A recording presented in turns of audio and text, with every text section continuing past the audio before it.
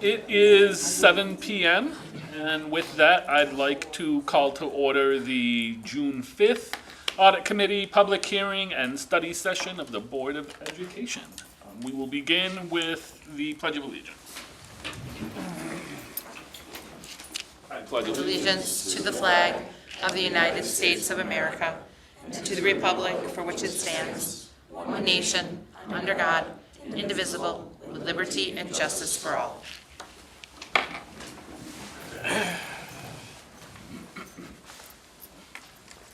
The Western Irondequoit Central School District acknowledges the indigenous people of this region and that this school district building sits on the homelands of the Onondaga, Seneca of the Haudenosaunee Confederacy. It is on these lands that we teach, learn, and live. Thank you, Ms. Copeland. All right, the first item we have on the agenda this evening is approval of the agenda. Dr. Johnson, do we have any changes? We do, Mr. Sullivan. We'd like to add F3 and F4 under personnel. And then you've added I-10 ESL grant for approval. Can I have a motion to approve the agenda as amended? Ms. Wall, second. Mr. Vey. Any questions, comments, or concerns around the agenda? All right, let's vote. All those in favor? Opposed? Motion carries 7-0. The next item we have on our agenda is the public hearing for our district safety plan. We'll turn that over to Dr. Johnson. We have with us tonight our Director of Safety and Security, Chris Scheller. And so this is an annual event where we're expected to review our plan. And this is a public hearing where he's going to present an overview and some of those proposed changes, right? And so I'll turn it over to Mr. Brennan. Mr. Brennan, you have anything to add? No, I mean, this is just a collaborative effort. Chris works closely with members of our building administrators as well as the district-wide safety team to develop any adjustments to the safety plan. So yes, thank you, Dr. Johnson. My name is Chris Scheller. I'm the Director of Safety and Security for the Western Irondequoit School District. I'm here tonight to present our Western Irondequoit School District district-wide safety plan. And just give you an overview of what this is going to look like. Is just kind of like a 10,000-foot view of our safety plan, what is involved with that, the teams that are involved with that, and important sections of that, specifically pertaining to prevention, intervention, emergency responses, and of course recovery, which is very important. So I'll get started. So the district-wide safety plan is vital to the well-being of our students, staff, and our community.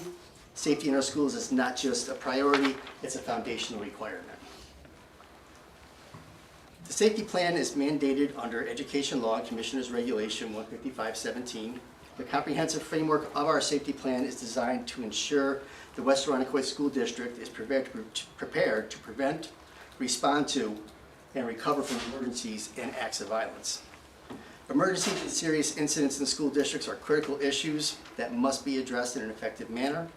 Districts are required to develop a district-wide safety plan designed to prevent or minimize the effects of serious incidents and emergencies and to facilitate the coordination of the district with local and county resources in the event of such incidents or emergencies.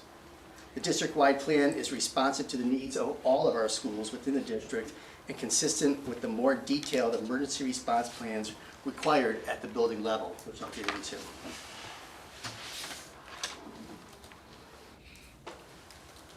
It's important to know that there is a comprehensive review of our district-wide safety plan and also our building level safety plans every year to make sure that they are up to date and they all correspond with the mandates from New York State.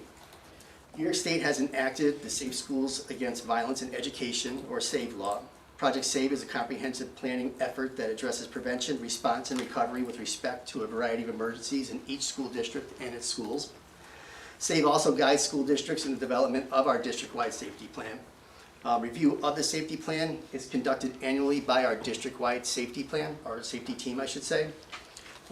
This comprehensive review is guided through New York State with their New York State guidelines and checklists that we follow. So they spell it out for us as to what has to be in there. And then we make sure that it coincides with our board policies, regulations, and code of conduct.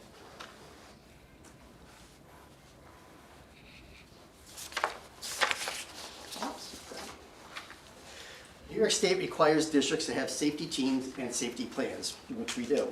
Specifically, the district-wide safety team and our building-level safety teams. Our district-wide school safety plan is directly linked to our individual building-level emergency response plans. Protocols reflected in our safety plan guide the development and implementation of individual building-level emergency response plans. So like I said earlier, we work with our district-wide safety team in the development of our safety plan based on New York State's guidance.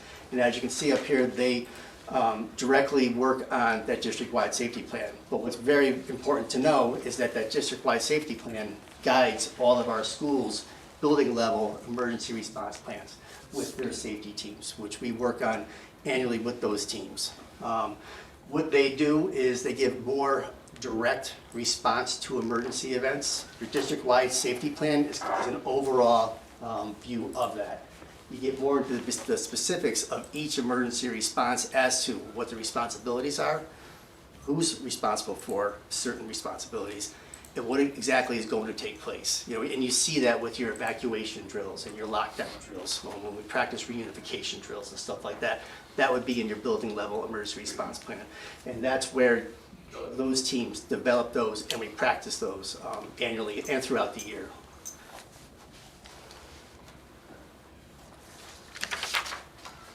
As required, the West Irondequoit School District has appointed a district-wide safety team in charge with the development and maintenance of our plan. The district-wide safety team is required to review the safety plan at least once annually. We did do this past March with our safety team. The district also has created school safety teams for each of our schools within our district, which I just discussed. Like the district-wide safety team, the school safety teams consist of, but are not limited to, teachers, administrators, parent representation, and other school personnel. It's important to have people on these teams that are involved, not just specifically within our school, but also in our school community, so they can have input as to what is important and give us outside views and ideas. In addition, the school district has a district crisis management team. This team is in place to manage and coordinate school safety teams along with local and county resources in the event of an emergency. This team has received training on emergency management with ongoing training in the future. So just to give you another view of this between the district-wide safety plan and building levels, what is the difference? Like I said, the district-wide safety plan is a comprehensive, broad concepts, policies, and procedures. It focuses on district policy, is driven by our board policies and regulations. Includes such things as DASA and code of conduct requirements. It is board adopted and shared at a public meeting, which is what we are doing right now with this. And it is open for public comment for a period of time after tonight, which is 30 days, and it will be on our website, so the community can access that. If they want to give some input, they'll be able to do that. At the end of this presentation, I'll let them know how. Our district-wide safety plan with any district in New York State must be posted on our website. It is easily accessible. In comparison, the building level emergency response plan is very detailed and specific to how we respond to any type of emergency within the district. It also outlines responses in their building to an emergency. You'll see this in our evacuation drills, lockdown drills, exactly what we're going to do. What is the path the kids take depending on where they are in the building, where they assemble outside, and what is the response from outside responders. Emergency communication between staff and responders and family is practiced during these drills. And most important is the building level emergency response plans are confidential. They aren't shared with the public like our district-wide safety plan is because of the information that is in there. There's a lot of contact information, staff information in there, so that is not released to the public.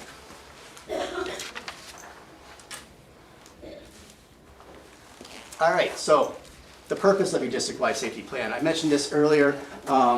It's threefold: prevention and intervention, which is very important. It outlines strategies to prevent school violence and address potential threats before they escalate. Emergency response, which is something we see through our practice and drills and stuff throughout the school year, that provides protocols for responding to a wide range of emergencies, from natural disasters to active shooter situations. And of course, and very important, recovery. Ensures that schools have a roadmap for returning to normal operation after a crisis. And all this stuff that I am talking about is mandated to be in our district-wide safety plan.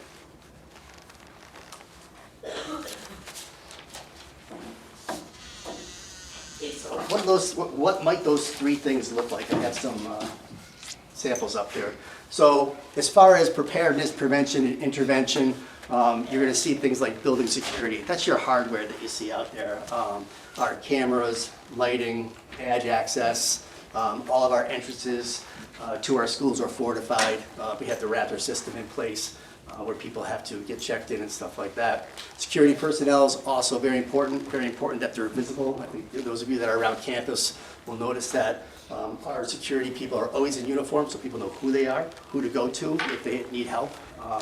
Arrival and dismissal, very visual out there, you can see them. So it's very important that we have the right amount of personnel in place and strategically placed. And then with strategies such as prevention and intervention up here on here are this slide. We have things like the Safe School Helpline, that is an anonymous reporting software for people to report any type of incident, safety issue, anything that they see concerning that gets directly reported to school administration that we can act on immediately. And I can tell you, since my time here, it's worked really, really well. It's an awesome system. Lightspeed Systems also look at our IT, specifically school laptops, as far as how they're being used, areas they may be searching, content and stuff like that that may be concerning. We're notified about that and we can act on that. Very important is behavioral threat assessment teams. We do have our district-wide behavioral threat assessment team, and we also have behavioral threat assessment teams assigned for each building. They work together depending on what the situation is. That it might go to the district level. Our district team meets monthly to review any cases that are ongoing, any new cases and stuff like that, so we can make sure that we put those preventative measures in place and we're able to intervene in situations before they become more than what you want them to.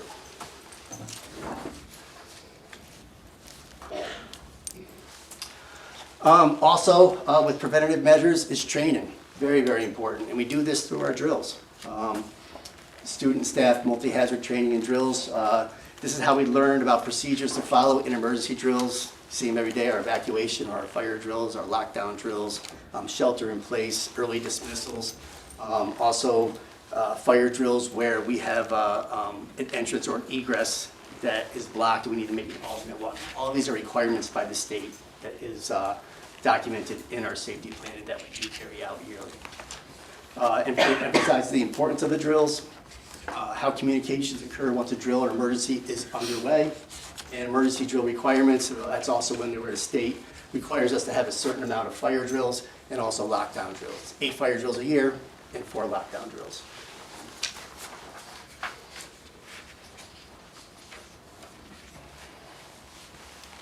Again, you heard me talk about emergency response plans, very important, but it's a very important part of our building level plans and our district-wide plans. Talks about policies that prevent threats of acts or violence or how we respond to that. Talks about coordination with outside agencies, whether it's IPD or the fire department, the sheriff's department, and how that looks. I'm sure most of you, if not all, are familiar with this card that is up here. It's the New York State Emergency Response Terms. It's something that we follow, all districts throughout New York State follow, and really nationally, it's pretty much standard as people follow these procedures, and they do work. So as you see up here, shelter in place, hold in place, evacuate, which is your fire drill, secure lockout, and lockdown. As I may have mentioned, the state has proposed amendments that they put forth that have to be in a safety plan changes. It's important to know that this plan is evolving. It's a living document. It's always changing with what's happening in our schools, statewide, stuff like that. So on this form, there actually there is an update on it. One that's probably is most notable is secure lockout. So in this, we have shelter in place, hold in place, evacuate, secure lockout, and lockdown. In discussions through forums with New York State, there was a lot of questions about lockout and lockdown, and there was finding that there was confusion between those two. In an emergency situation where you're stressed out and someone's calling for a lockout, they might get confused, think it's lockdown, they hit a lockdown button. Okay, not necessarily a bad thing, you still have an emergency response, but we want to lessen that confusion. So that was the major change and update on this placard. What's really important is the recommended actions have not changed at all. So how we practice these drills are all the same, all right? It hasn't changed.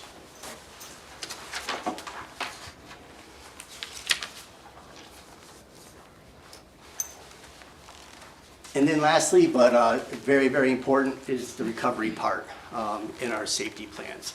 And that has to do with how we respond to the people involved in any emergency situation after it takes place, but also when it starts, in the middle, and especially at the end.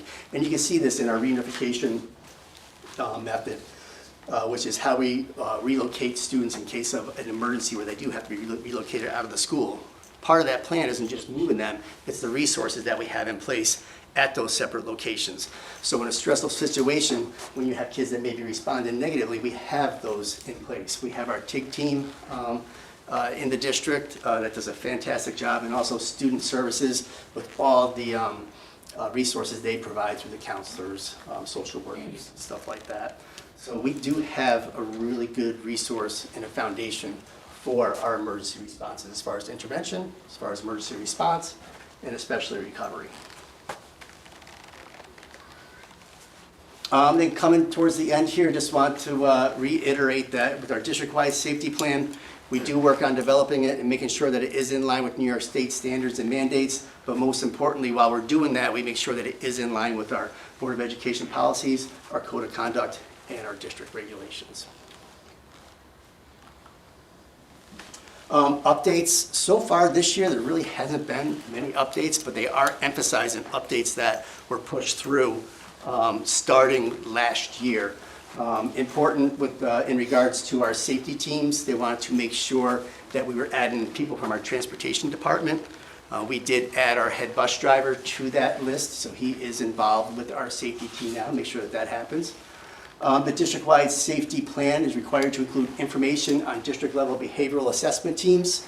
Although that was fairly new last year, we've been doing that from the get-go. We've had that in there as far as our building level and our district level. Emergency drills and training will be conducted in a trauma-informed, developmentally age-appropriate manner. This is really being emphasized by the state. There's a lot of articles out there on the best way to conduct emergency drills with kids. We had been following that practice. The goal of any drill is to teach. It's not to create stress. If you're stressed, you're not learning. It's all about, when we do a fire drill, here's the steps that we take. Here's where you go, here's who you listen to, here's the teacher, and you follow that. Just like with a lockdown, this is what we do. It identifies the district's policy for communicating potentially violent incidents to parents. We do have all of that in place. And then finally, updated self-assessment checklists. This gets updated every year, and I put that on there because it's a really, really important tool to make sure that we are in line with New York State. I go through this about twice when I'm reviewing the plan to make sure that we're not missing anything. And we put that in there, make the adjustments so that we are in line and we have everything in place to provide a safe and secure environment. And then finally, closing, just to reiterate, our district-wide safety plan, which is being presented tonight, that is required by the state, reviewed by the district-wide safety team at least annually. We did that in March, and updated as necessary. We do that through our checklist, and adopted by the school board by September 1st annually. Prior to adoption, the district holds at least one public hearing today. For school personnel, student, and public participation, it must be available for public comment at least for 30 days. Our plan, if it hasn't already been updated tonight by Jeff, it'll be in there in the morning on our website for everyone to see for at least the next 30 days. It's usually longer in our case. And up here, just to say thank you. If you do want to make any comments or address anything, there's an email up here that can be contacted, or you can just contact the main office. Thank you. Any questions? Go ahead. No. Okay, so this is great, thank you. I love this kind of stuff. Just a few questions. So maybe this I can ask separately, but how does the safety plan account for like students with unique needs? So like EL students, students with disabilities, etc. So in our safety plan, there are specific emergency responses for our students that are in the school. As far as kids with special needs, that is in our building level emergency response plans as far as where they're located in the school, what stairwells they are near. I work with Chief Savalone across the street as far as knowing where those spots are. So they have all of that documented over there. And then, when you're doing things like behavioral threat assessments, right? Like, how do you ensure that student privacy is protected? The teams that are put together, okay, they consist of, administration, school administration, sometimes district administration. In the training for that behavioral threat assessments, when we get together, it is well-known and taught that this is confidential information. If we do need information from an outside source, that is done separately. They're not brought into, the fold as to the whole threat assessment that is being done. So they're not aware of any private information and stuff. It's never released. And then on the I love that you have parent voice on there and staff voice on the team. Is there room for student voice? On a threat assessment, No, I'm sorry. On the district. District-wide safety team? Yeah, yes, on the safety team. oh, Yeah. on the safety team, on the district safety team, that's something that we do not have, and I don't know I if don't believe it's part of the state mandate. I mean, Right, it's yeah. something that I would have to double check, Tamara. And I think the reason behind that is just the confidentiality of the plans. So like the building-based plans, we don't post publicly. So we can check on that, but just in reaction to that, that's my understanding from just past practice, but I think, were you asking for the district-wide plan or the building plan? No, it was for the district-wide plan, and I understand the Yeah. confidentiality piece. The reason that I asked that was because I also think about not just students with unique needs like language or disabilities, but also how do we make sure that our protocols are equitable, right? So even in interactions between like students of color and safety guards, or the safety guards, like how do we ensure that those are being passed? And part of how we can make sure that we're accounting for that appropriately is getting student voice. So getting the students that might be impacted by those things, or LGBTQ, et cetera, like making sure that we have their voice a part of that process as well. Well, they probably could be on the health the and safety, district-wide one, the health and because it's safety public. team, we could consider that, but as far as, if I was understanding your question correctly, like organizing the plans and the people that are involved in that. Yeah, and making sure that we're doing things equitably and Right. that we're not marginalizing certain groups or, Yeah. yes. Yeah, But another consideration is the district-wide safety team is preparing for emergencies, and the trauma-informed part, kids could, a kid could be uncomfortable with those topics, is just something to consider. I'm not saying that that's necessarily a deal breaker, but it's just something to consider. The right student might have a great mindset for it, but others may not. yeah. Yeah, something worth considering for the health and safety team, which I think, John, were you going? Yeah, but since it's a district-wide plan and it's public, Right. they would be able, we would, if we wanted to, after you check, I think that could be appropriate, but not for building level, because those are confidential. Yeah, No, it's just more of just the district, just making sure that we're really hearing everyone, like not just making decisions for students that they are. we can absolutely look at ways for input. Yep. It could even be a group of students get together to have input on that aren't necessarily sitting with the whole Yeah. committee. Because the other thing on the health and safety team, just honestly thinking about it, is there's reports from building on the work that they're doing to ensure a safe environment. And again, as we're talking about safety and security, broadening that to like family or student representatives, that's something that we would really have to investigate and get some guidance on That's fair. because of the nature of that. That's fair. But actually, to Kevin's point about the trauma team, do we have students on the trauma team, or is it just mainly professionals? The TIG team. So their staff, clinicians, people that are trained, I mean, there's some pretty extensive training that goes into that, so the answer is no. But if the question is, can we leverage and involve students in how to That's what I'm thinking more of peer support. I know that there's other we districts that have, have similar. provide support for peers. We have ways that we do that. And that's something that we can investigate further. Yeah. Chrissy, anything you would add? Overseeing student services, or I just want to give you the opportunity, not to put you on the spot. Which I did. Yeah, I want to make sure that you had a chance to check. if Thank there's you. anything would add. Good questions, though. Really good. All right, good question. Chris, I just have one question. Thanks for the work. It's great work, important work behind the scenes that we hope we never have to use. Right. So, but it's there. Is there anything in the mandate or regulations or the law that talks about post-event tabletopping and discussion? So is there a requirement if you have a lockout drill or a lockdown drill, right? Is there a requirement that you do a tabletop debriefing afterwards? There is not a requirement. I can tell you, district-wide, we don't.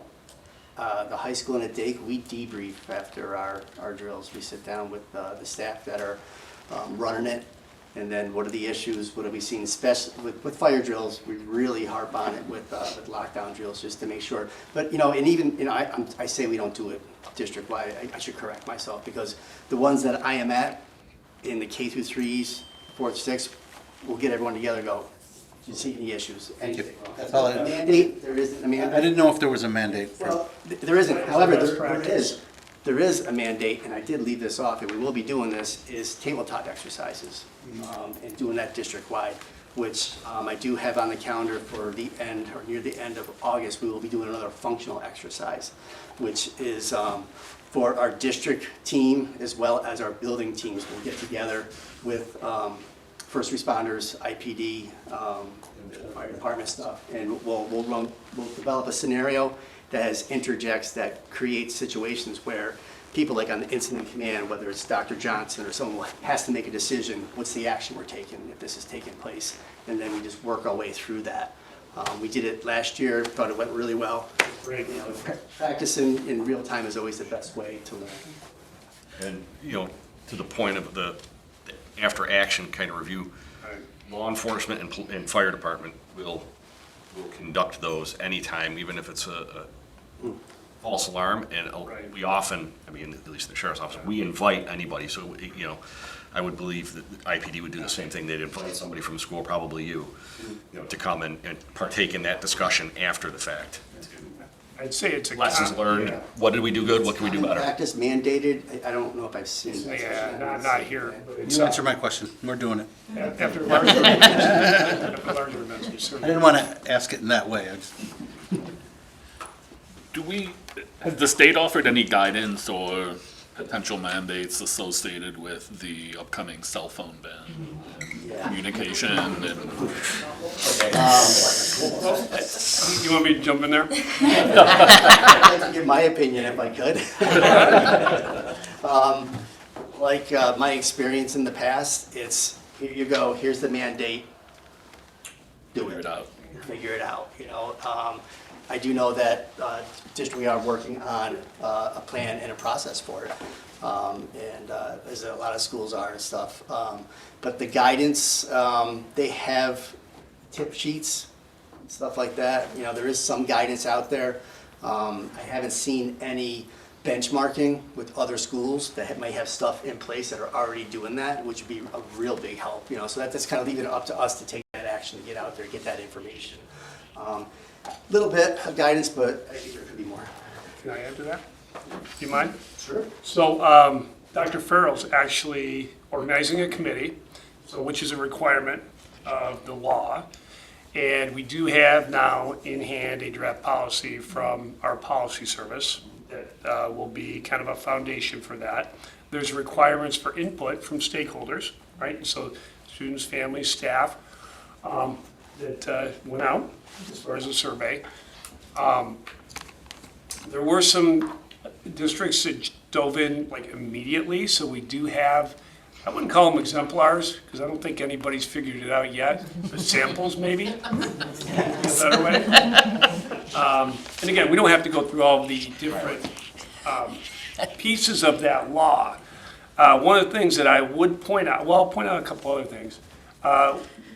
The buildings are asking for guidance around their handbooks, because we have to have this in place, our policy in place by August 1st. We won't, which is not in time for the language to be finalized for handbooks to go to print. So working with Mr. DeVeronica, he's created a landing site on our webpage.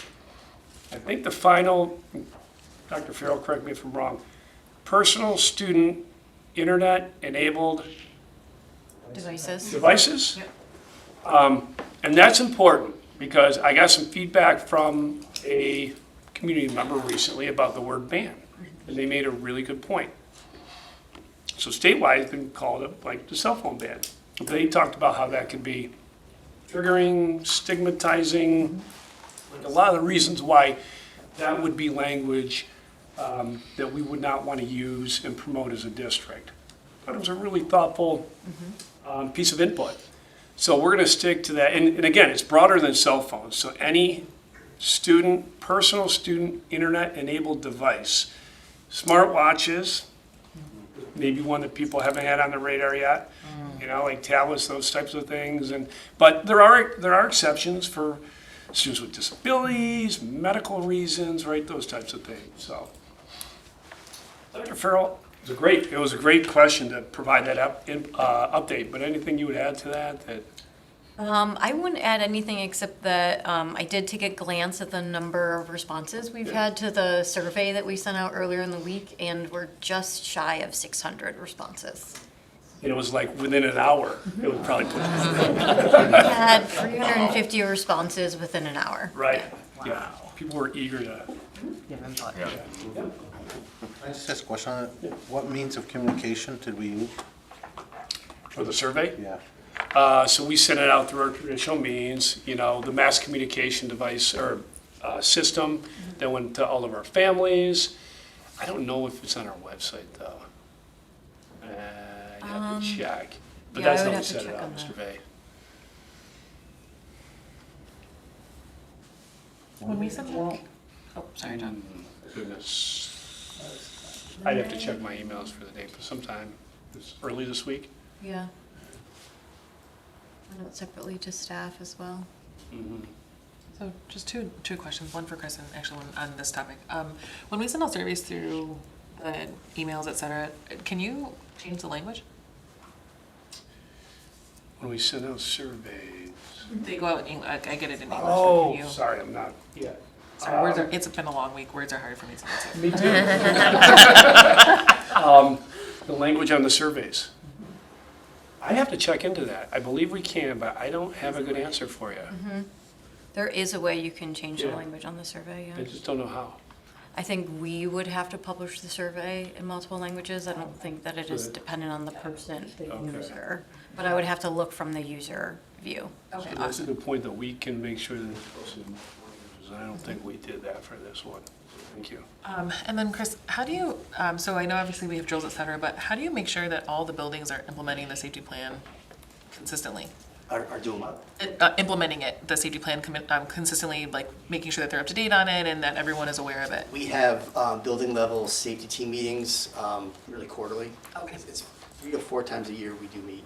And we go over, the beginning of the year specifically go over the plans. That's when there's a lot of transition, names change in those plans, and any other developments with reunification or anything like that. There's changes in the contacts, stuff like that. So yeah, we do that on a regular basis. And then I know that over the next 30 days, people can ask questions or provide feedback, but what does it look like throughout the year? Like say something comes up, like a cell phone ban, or I'm sorry, a cell phone change, and people want to provide feedback. They just email the district or reach Use out? that email. I can tell you, any questions, and I've gotten some phone calls, they'll call the district office pertaining to security or security issues, stuff like that. It'll go right to my office. I just looked at the survey. There's 3 dots on the survey that you can click on to launch an immersive reader, and there's a translator within there. It looks like there's like 40 languages I knew there was, I just remember. in I the. wasn't sure if the user could change it, so that's great. That said, it may make sense when surveys like this go out to maybe include a little box that tells families how they can, Right, we're assuming they would know. yeah. Yeah, it's kind of Yep. Thank you. conspicuous on All right, seeing that this is a public hearing, there is also opportunity for questions or comments from the public. If anybody has anything they would like to share, question, or bring up.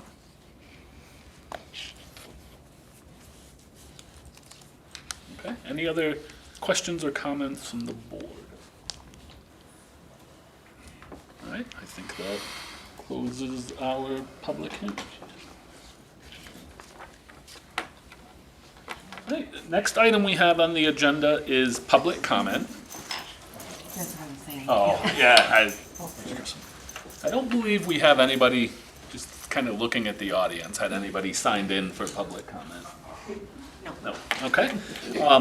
We do not have anybody signed in for public comment this evening. That said, we always encourage the community to come to our meetings, join the meetings, share any feedback they may have. That's why we have the public comment protocol in the first place. Hey, the next item we have on the agenda is review of the minutes. These are the minutes of the May 29th meeting. Approval for these minutes is anticipated at our June 26th. So if you have any questions, comments, or concerns on the minutes, please reach out to Ms. Lustig. Next item on the agenda is report by Superintendent Johnson. So we'll turn that over to Dr. Yeah, thank you, sir. So I don't have a formal report tonight because we met last week. I had a great opportunity to update the board on the personal student internet-enabled devices process, which we will continue to work on. Again, we have that committee, so if there's anybody that's interested, please reach out to Dr. Farrell. And I would be remiss if I didn't talk about the loss of our ducklings, because that's been something that's become quite a community conversation. I've been talking to people through email and phone calls, and so just a real quick update on that. Because as I told the board, I told the community we would be investigating that and gathering more information after I first learned about it last Thursday. So we've been working on that, and although, I'll keep my comments brief, but the first thing I'll say is that there was no malice in that, right? What we found is there was different perspectives within the location where that duck had nested on the best way to care for the duck and ducklings.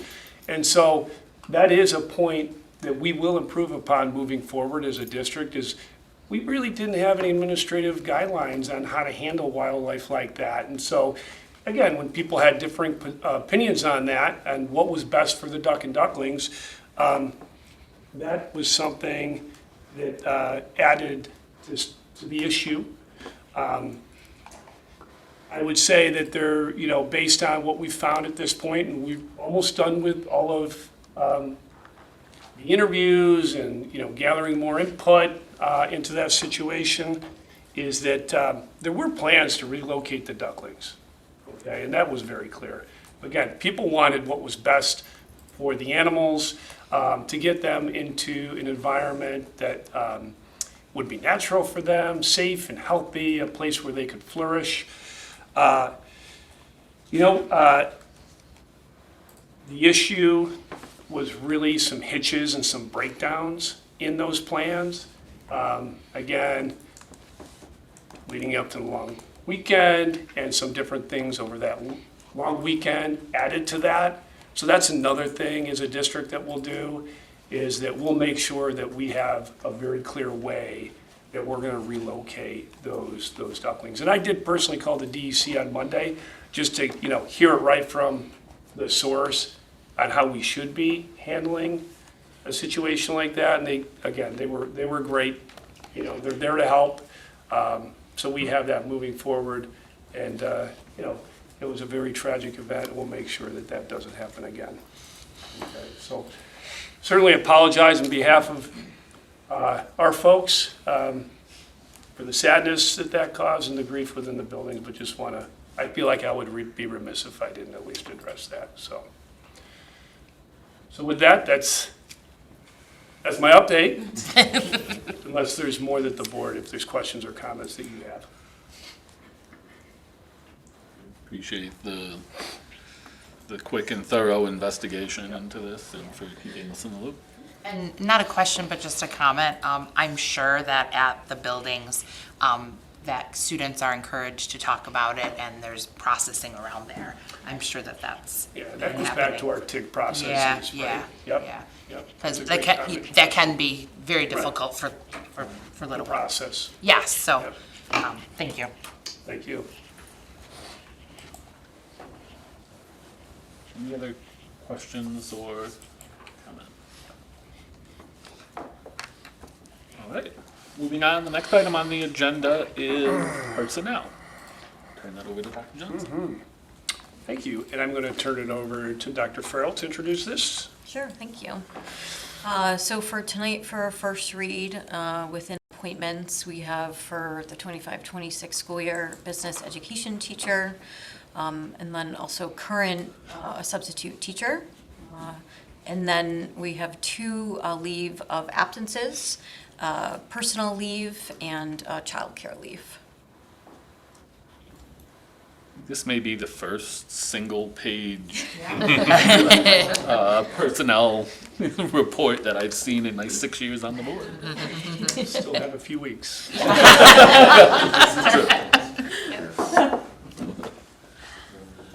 Okay, this is a first read of the personnel agenda.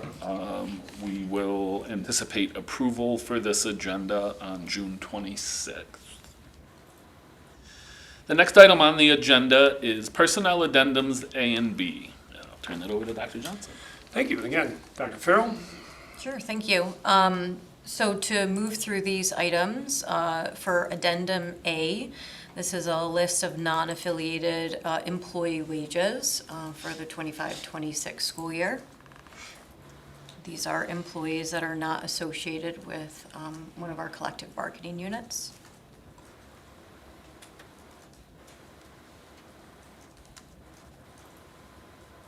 For addendum B, these are the proposed substitute teacher and tutor salary rates for the 25-26 school year. And then you'll see the side-by-side comparison to what we're currently using the next school year. Important to note is that both addendum A and B have been taken into consideration with comparable data from Monroe County. I'm just going to say thank you. It's obvious there's an extensive amount of research that went into that to find the comparative data. Very helpful, from my view, to be able to look at that and see where we stand and understand the basis for the recommendations. So thank you for the time and effort put into that. Are there any questions from the board? This is a first read, so we'll expect final approval of the 26th meeting. If any questions or comments come up in the meantime, you can direct them to Dr. Johnson and we can work through that. All right, the next item we have on the agenda is a waive of the second reading. May I have the recommended resolution, please? Be it resolved that the second reading of the June 5th, 2025 personnel agenda be waived. May I have a motion, please? Ms. Borneval, second, Ms. Bohr. Any questions, comments, or concerns around waiving the second reading? Okay, seeing none, let's go ahead and vote. All those in favor? Opposed? Motion carries 7-0. And that brings us to Personnel Agenda 2. May I have the recommended resolution, please?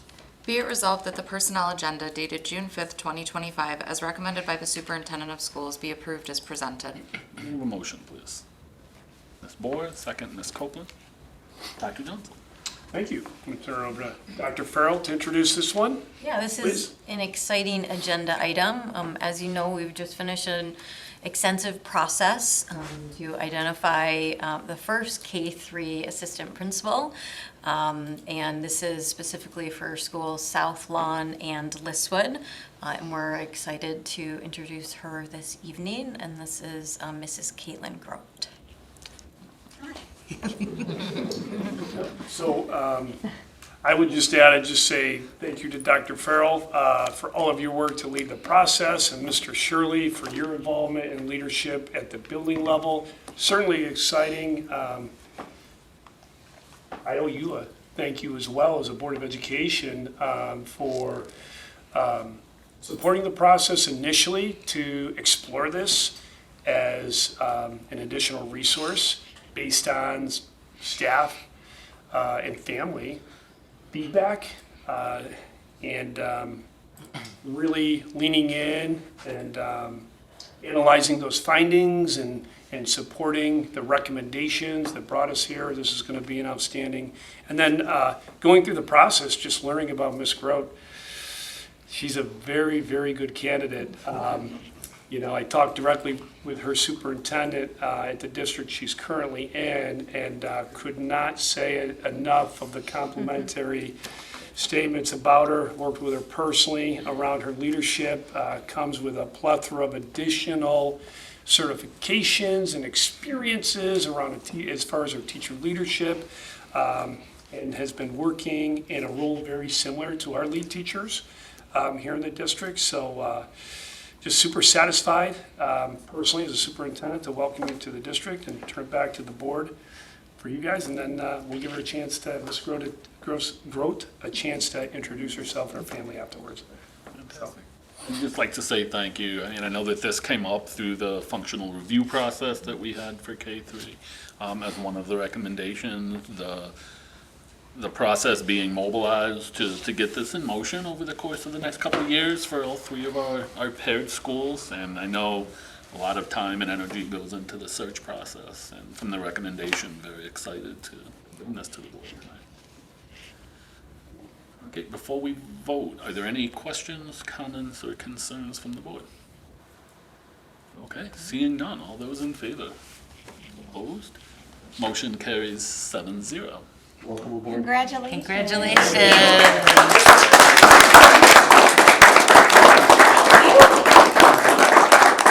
I just wanted to say thank you to everybody. It's so nice to meet you. I'm really excited to be a part of your community and get to work.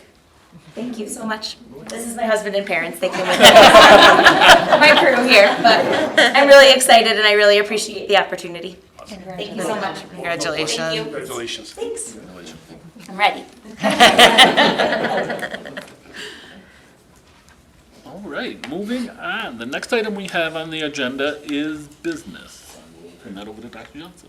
Yeah, I'm going to turn it over to Mr. Brennan. Mr. Brennan, any updates from the business office? Just very briefly, just because it is June, we're starting our normal year-end procedures, closing any open purchase orders, requesting any outstanding mileage claims we submitted, and so on.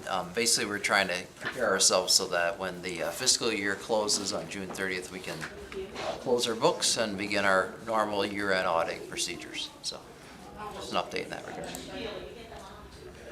Any questions or comments for Mr. Brennan? All right. The next item on the agenda is the end of the year student services update. And that over to Dr. Johnson. So I'll turn it over to Ms. Meek to introduce the team. Yeah, thank you, Dr. Johnson. So tonight we have Amy Donk, our 712 Director of Student Services, Joanna Rowe for K6 Student Services, and Phil Ortolani, who is our Director of Equity and Wellness, to present our annual year-end presentation regarding the Student Services Department. So the team is going to share some data and some observations throughout the year and just give you a sense of how the year went and where we're headed for next year. So with that, I'll turn it over to them. Thank you so much, everyone. We'd like to kick it off always with our Student Services mission statement and just continuing to ground ourselves in these beliefs. So all students are capable of academic, physical, and social emotional growth. To this end, we're dedicated to providing an inclusive, multi-tiered system of support, a rich continuum of services, and holistic approach to education. So we'll look at our students with disabilities who are projected to graduate this year. We have 66 students in this senior cohort, and then we are, hoping for 56 of those students at this point to graduate. There are a few students that are still working really hard here at the end, so we have kind of a range there of where we're expected that we'll be by the end of the year. And that equates to an 80 to an 85% graduation rate for our students with disabilities. Breaking that down a little bit more, We have 4 students who are working towards their skills credential, so they are eligible for the New York State alternate assessment. It's always important to remember as part of these numbers that although these students are working towards really rigorous curriculum matched to their levels, they are counted as non-graduates in our data. And so for of those 66, we're automatically taking 4 out of that towards their graduation rates. There are no dropouts at this point. 4 students are working toward their GED as an ending credential. And then there are some students that are anticipated to continue working towards their diplomas, but into a 5th year. If you look at the bottom there, you can see our graduation rate over time.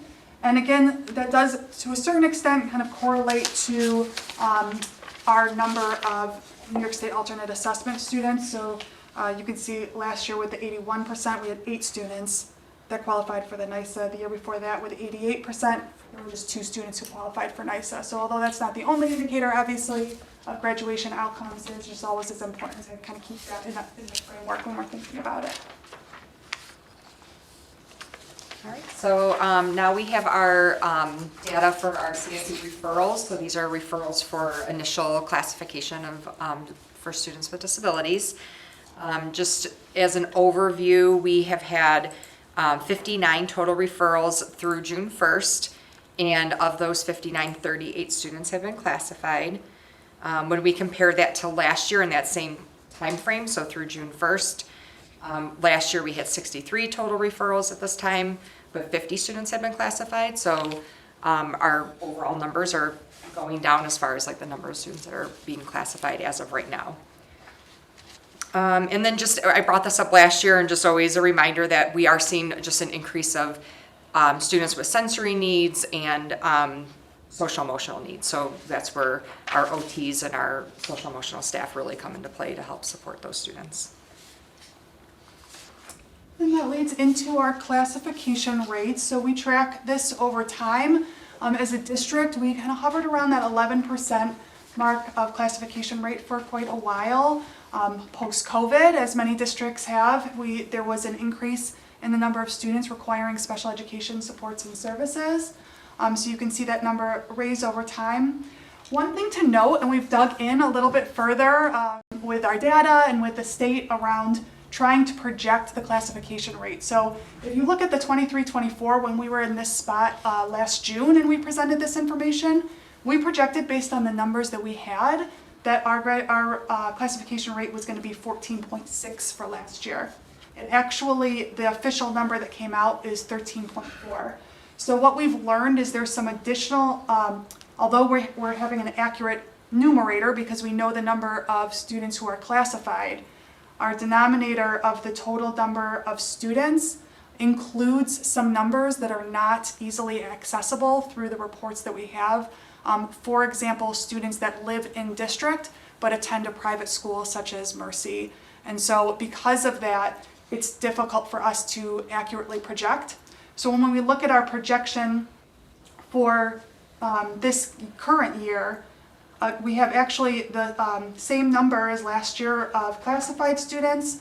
Based on the numbers that we have as a total enrollment, we're projecting a classification rate of 14.1%, but we are expecting that our total enrollment is actually a little bit larger than that because of the reasons I mentioned. So we're actually expecting that classification rate to be a little bit more even to what it was this year. And again, for that reason, this has been something that we've shared at these meetings each year, we may, moving forward, just share the number of students classified to kind of give you a sense, but may not try to project a number that we're really not able to dig into until it's released by the state. And then the projected number of graduates or students who are exiting are aging out. So now for students, the age out for students who are New York State alternate assessment is the day before they turn 22 years old. So we do have some students who are also exiting for that reason. And then we did do a comparison of our classification rate compared to others in our county.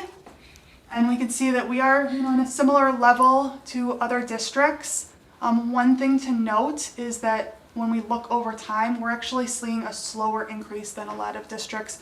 A lot of districts saw a large jump from 22-23 to 23-24, and ours is a little bit more of a steady increase, and then hopefully now leveling off a bit. Great, and this is also something new that we haven't shared in the past, but we did have, I think, more students than typical that were declassified this year. So now we're thinking, oh, we should probably start tracking this information to share with you from year to year. So at the K-6 level, we have 5 students that were declassified this school year to go into next year. And at 7-12, there are 13 students that were declassified. And then one of the things that we talked about this year with the declassification is there is something called the declassification support plan, and that is a way to provide support for students for that year following declassification. So that, I think that helped some of those conversations around making sure that we're still providing supports for students that following year, so it's not just you're going, with nothing the following year. All right, and then this is also a new data point that we wanted to share, and this is just our overall, the number of meetings that we hold in a year. And this is, as you know, we have an increase of referrals overall and students who are classified overall, which means we're holding more CSE meetings. So we just wanted to start tracking this data too. And the reason for that is just because the more that we and our support staff are in meetings, that's less time that we're supporting students. So it's just something that we want to be aware of. But just to overall this year, CPSE and CSE we had 903 meetings to date, and just at the K-12 level, there were 752, which is an increase. So we did go back and do some historical digging, and when I go back to the 2015-2016 school year, there were 516 meetings at that K-12 level, and this year it was closer to 750. So just something to be aware of is that we are spending more time in CSE meetings.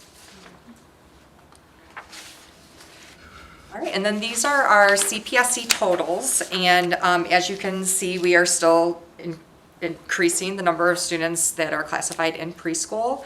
There are some positive things though with this that I think one of the big things is that we're identifying sooner students that need early intervention, and we all know that early intervention helps to make sure that kids won't need services continuing forever, so getting them their services early is very important.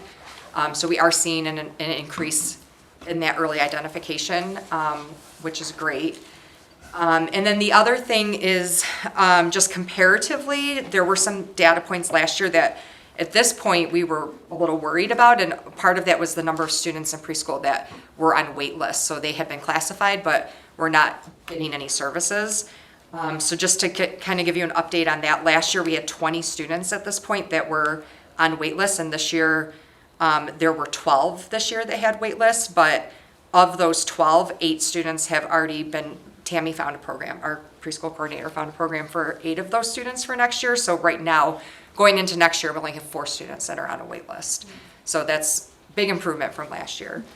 Another thing was last year, there were 11 students that were on wait lists for just receiving services, so maybe like speech services or OT services. This year, she only had 2 students the entire year that were on a wait list, and it was only with about 3 months, and she was able to find services. So that was also a big improvement. So that also means then we didn't have as many students that needed compensatory services over the summer because we were able to get them the services they needed in a more timely fashion. Just another quick update too before I get into, sorry, we don't have a slide for this, and I was thinking we should probably add something for this next year. It's just the transition, so preschool to school age transition. Last year we had 48 students that were reviewed from preschool that were referred to CSE, and that's compared to 49. So this year we're about the same as last year. So I think it's just like another good note is that even though our preschool numbers have gone up, our transition numbers are about the same. And even just looking at the number of students classified, I think last year we had 31 students that are classified, and right now we're about the same that will be entering into kindergarten next year. And one of the things that I already noted was like in the past, that transition, it was usually speech and language was the bigger thing that we would see that kids would need a lot of support with, but now it's mostly like OT, Sensory is the big thing, behavioral needs related to sensory. So one of the things that we've been talking about with our occupational therapists is, when we actually did this model years ago, is having our OTs spend part of that first trimester going into the kindergarten classrooms to do some push-in intervention support. And I think that should help just provide teachers some extra support in the beginning of the year, and then give them some strategies that they can use with students to help with some of the sensory needs that we're anticipating. All right, and then going into out-of-district placement. So these are our kids that are broken down into the different programs that are out of district. So we have Monroe 1, Monroe 2, private placements, and then our state school, students at School for the Deaf. We have 2 students that are returning to district at K6 next year, and 2 students at 7-12 that will be returning to district. Overall, we have 9 students that are on wait lists for out-of-district placements for the fall. And then just looking at the overall numbers, we are a little higher looking at next year, but not by much. So when we look at the total, including the students on wait lists, right now we're anticipating about 72 students that would need an out-of-district placement, and this year we have 67. So it's not a huge jump, but it is still an increase.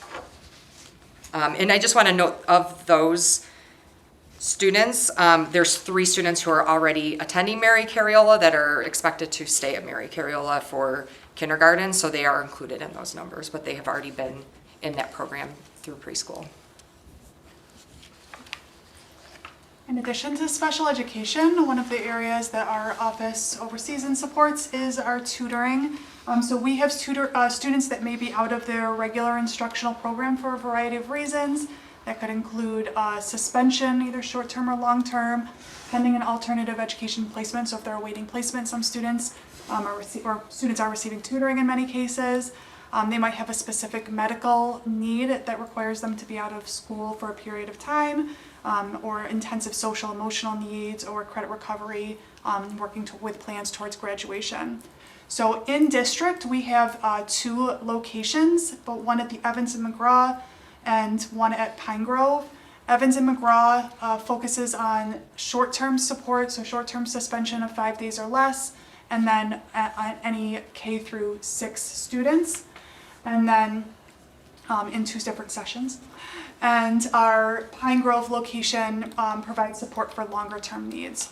So our Pine Grove opened in January of last year, thanks to the support of the board and so many people involved in having that happen. We were finding that when we had all short-term and long-term needs in the same location, there was a lot of movement and disruption that made it difficult, both because of the volume of students and the increased movement of those short-term needs. And so it's been really beneficial to have it separated. And that provides that calm, safe setting for students to work towards reentry. You can see how it's been broken down. So the vast majority of our students are supported through one of our in-district tutoring centers. We do have a few students similar to last year, 14 students who have been supported through a BOCES setting. That may be, for example, for a student who is not able to leave their home to be able to receive that tutoring. And then when we look at comparison over time, so it's very similar to last year, almost lockstep. We're at 187 students total. That's 172 students who have been supported in our in-district tutoring. Last year, there was 189 students total, and that was 173 students in our tutoring center, in our in-district tutoring center. So very similar to last year, but definitely when we go back a few years, an increase in numbers from a few years ago. These numbers here are counted once for each student. So there are sometimes students who require tutoring at multiple points during the year. These counts are just count each of those students one time. Then when we dig in a little bit more into our in-district tutoring and break it down by the reason that the students are receiving tutoring, we can see some trends there as well. This data counts for each time a student attends tutoring. So you can see that short-term tutoring needs are 94, for example, and that was 74 students most likely that would fall into that. that was, we're at Evans and McGraw. What we see as trends here is this year there was actually a bit of so although overall our in-house tutoring numbers are very similar, there was a slight decrease in our suspension numbers this year, but a slight to moderate increase in the medical and intensive social emotional needs category. We're definitely seeing that as a need area and a trend. Great. Thank you. So I'm going to speak just a little bit to some of the social, emotional, and wellness pieces that we're working on here. I shared this at the Health and Safety Committee, so if any of you folks that were there, we are utilizing Panorama as a way to kind of gather information from students about their feelings about themselves relative to a number of different elements of their social, emotional learning and skills. We did a second administering of this survey in the spring that came up with largely similar results to the one previous to that was administered back in the winter. As you can see here, the listing in terms of percent favorable indicates kids that have responded in a 4 or 5 on a 5-point scale. So essentially percent favorable being kind of above a neutral response to any of the questions that we're asking students. These are student self-assessments, and so when we compare, the second column there gives you kind of how our students' responses are comparing to others nationally. You can see, generally speaking, our students are doing pretty well compared to the national pieces. We do have some room to grow as far as our valuing of school as one clear indicator and something that has been worked on. This is a slide for this grades 6 through 12. Second slide gives you 3 through 5. Again, pretty similar scores as far as what they were reporting from our winter SEL survey, the final column there, with some minimal increases or decreases in a few of those areas. We continue to do pretty well compared to other districts nationally, but we do know that these are areas that we want to continue to support students in. And we're also looking at ways that we can expand our utilization of like the process we use to kind of leverage this information in terms of both identifying students who might need support, developing intervention plans. We see strong ties between a lot of these things in attendance, which we know is an area that we want to help to support as far as helping students avoid those chronic attendance patterns. And so this is a really powerful platform that's given us some great information as far as students telling us what they're feeling about themselves and about their skills. That's something we administer twice a year, and that our building-based teams are reviewing that data to help inform their interventions, as well as like the social emotional lessons that are being taught by counselors and by other staff in those buildings. We are also very excited about the opportunity that we have ahead of us for the school year coming as far as the ESL loan that was awarded. That will be investing into our community school strategies and initiatives. Community school strategies have been in place within the district for a while, but this is really going to allow us to accelerate and enhance those strategies with a focus on South Lawn and Rogers next year. We have a great network of resources available to us through the community schools COSER and Dr. Fanagrossi, who we have been already started working with and gathering information and resources towards. On this slide here, I've kind of highlighted a few of the next steps that we plan to take throughout the remainder of the weeks here in June and moving into the summer and fall as far as laying the foundation for that work. Beginning some needs and assets surveying, and then based on kind of how that work goes and what we're seeing as some opportunities to really support the wellness of our students. That can be physical wellness, emotional wellness, can be pretty broad. We'll have opportunities to kind of expand on that utilizing these funds. We'll also have ways to maximize those funds by utilizing like state aidable opportunities through that COSER. So we're really excited about it. Both because of the immediate opportunity and the long-term implications this could have for us and for our students. Another piece I'll speak to is again, speaking of community schools, we already have these types of strategies in place within the district. One of the ways that we are doing some of these things is through a partnership with Rochester Regional Health. This partnership allows us to offer mental health counseling to students that would typically require them and their families to go to a therapist's location outside of school hours. We recognize that that's an obstacle for many of our students and families, and so we're trying to eliminate that obstacle for them. And we have, for the last couple of years, had this as an opportunity for our students at Rogers and South Lawn and at Dake Junior High School.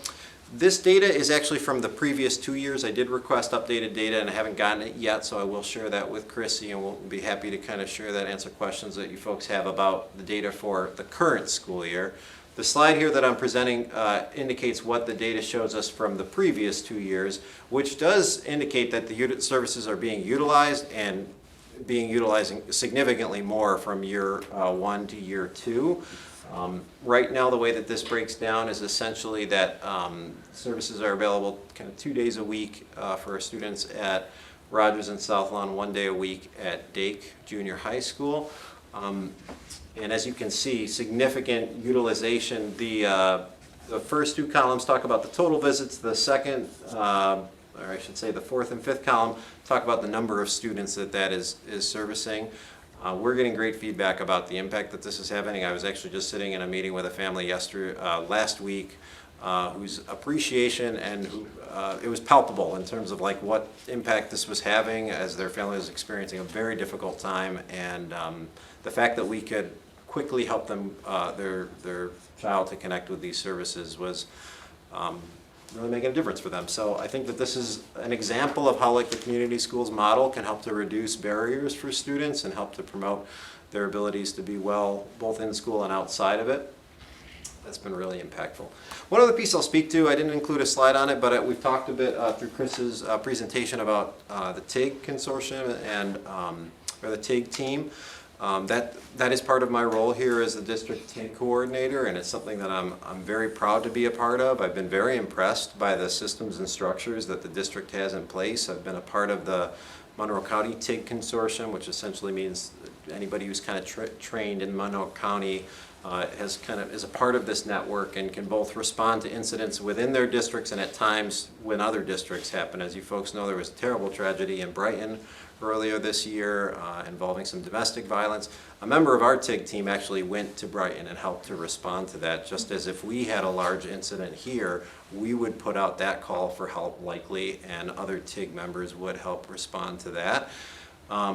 I have, as I mentioned, very impressed by the systems and the practice here. Not only is there a great commitment and investment in helping to show up during these kind of like challenging times, but the training and the protocols that are in place here, I've been really encouraged by. TIG is an extensive training. It's about a 4-day training where you're educated on both like trauma-informed practices, the effects of illness and trauma on students, grief, incarceration, all these kind of risk factors that we know can really impact kids and families, and as well as research and evidence-based interventions for when these things go down. And we have utilized them. Not long after my start here, we had a loss in our community that directly impacted a group of our students, and where we felt it was important that we showed up and we utilized what's called a diffusing protocol, which is essentially a process you go through to give the participants a chance to process their emotions. It allows you to kind of get a sense of anybody who might need some additional support, and it also helps to create some cohesion and some natural connections amongst the group that has experienced it.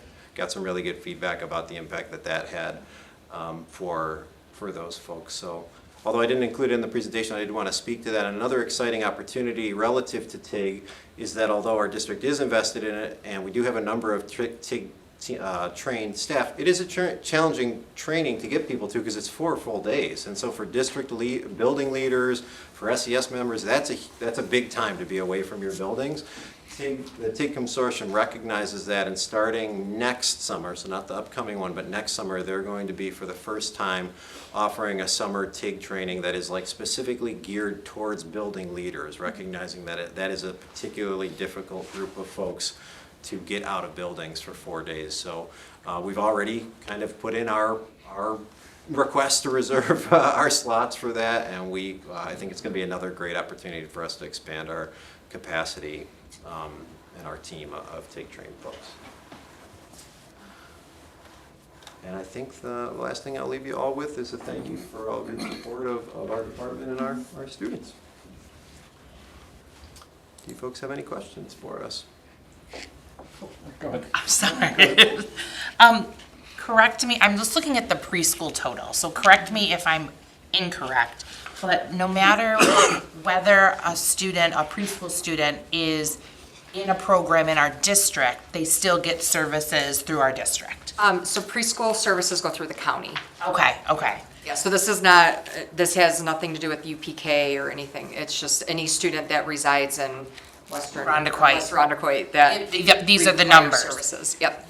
Do you think that there is a correlation between the increase in our numbers because we do have UPK?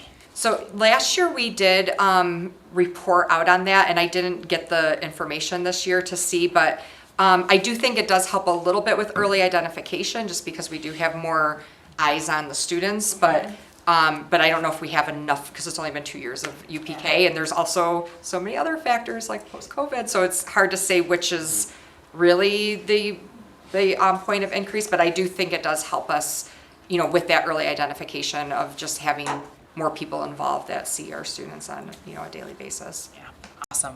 And it's interesting to me, even with the increase, the transition from preschool to K is staying the same. Yeah. So what we're doing and the services that are provided are helping to bridge that gap for those students, which is Yeah, I amazing. would say overall, and if I go back, multiple years that has been an increase, but compared to last year, we're the same. Yeah. But I do think, and this was something I didn't share out, but just one thing to note is when we do look at our continuum, one thing we did open up was the 12-on-1 program at kindergarten. And that was something that we identified after we currently have a 12-on-4 and an 8-on-1 kindergarten, but our 12-on-1 doesn't start until first grade currently. And what we found was that there were students that really just needed more support than an integrated, but really didn't fit into the 12-on-4. So I'm happy that we were able to figure out a way to open that up as another option for families for next year. Awesome. I just have 2 more questions. Sorry. For the 9 students that do not have their out-of-district placements, what will the impact be? What will happen if they don't have them by fall? What's that So impact? it's really student dependent and what their needs are. So when we looked at like tutoring, for example, some students are going to be able to be supported through one of our tutoring supports, whether it's an in-district or through BOCES. If possible, we will support a student in their current program and just make some additional, sometimes like modifications or supports within that program. And again, that's just based on the overall needs of the students and how they're presenting. And I know that those placements are taking longer than. Yes. Yeah, I would say too, for a lot of those wait lists, and I don't know, some of them may have been accepted, but we don't have the definitive information yet, or, so sometimes it is just waiting for the placements to make those final decisions that they do. Or we have multiple agencies that students are, especially for the kids coming out of preschool. So a lot of times we're just waiting to get it just takes time, yeah. Awesome. Thank you. And just a question about the services, the counseling services, was that RR8? Did that say that's? Rochester Regional Yeah, Health, yeah, yes. part of the mental health. How are students identified to receive those? Is it self-identification?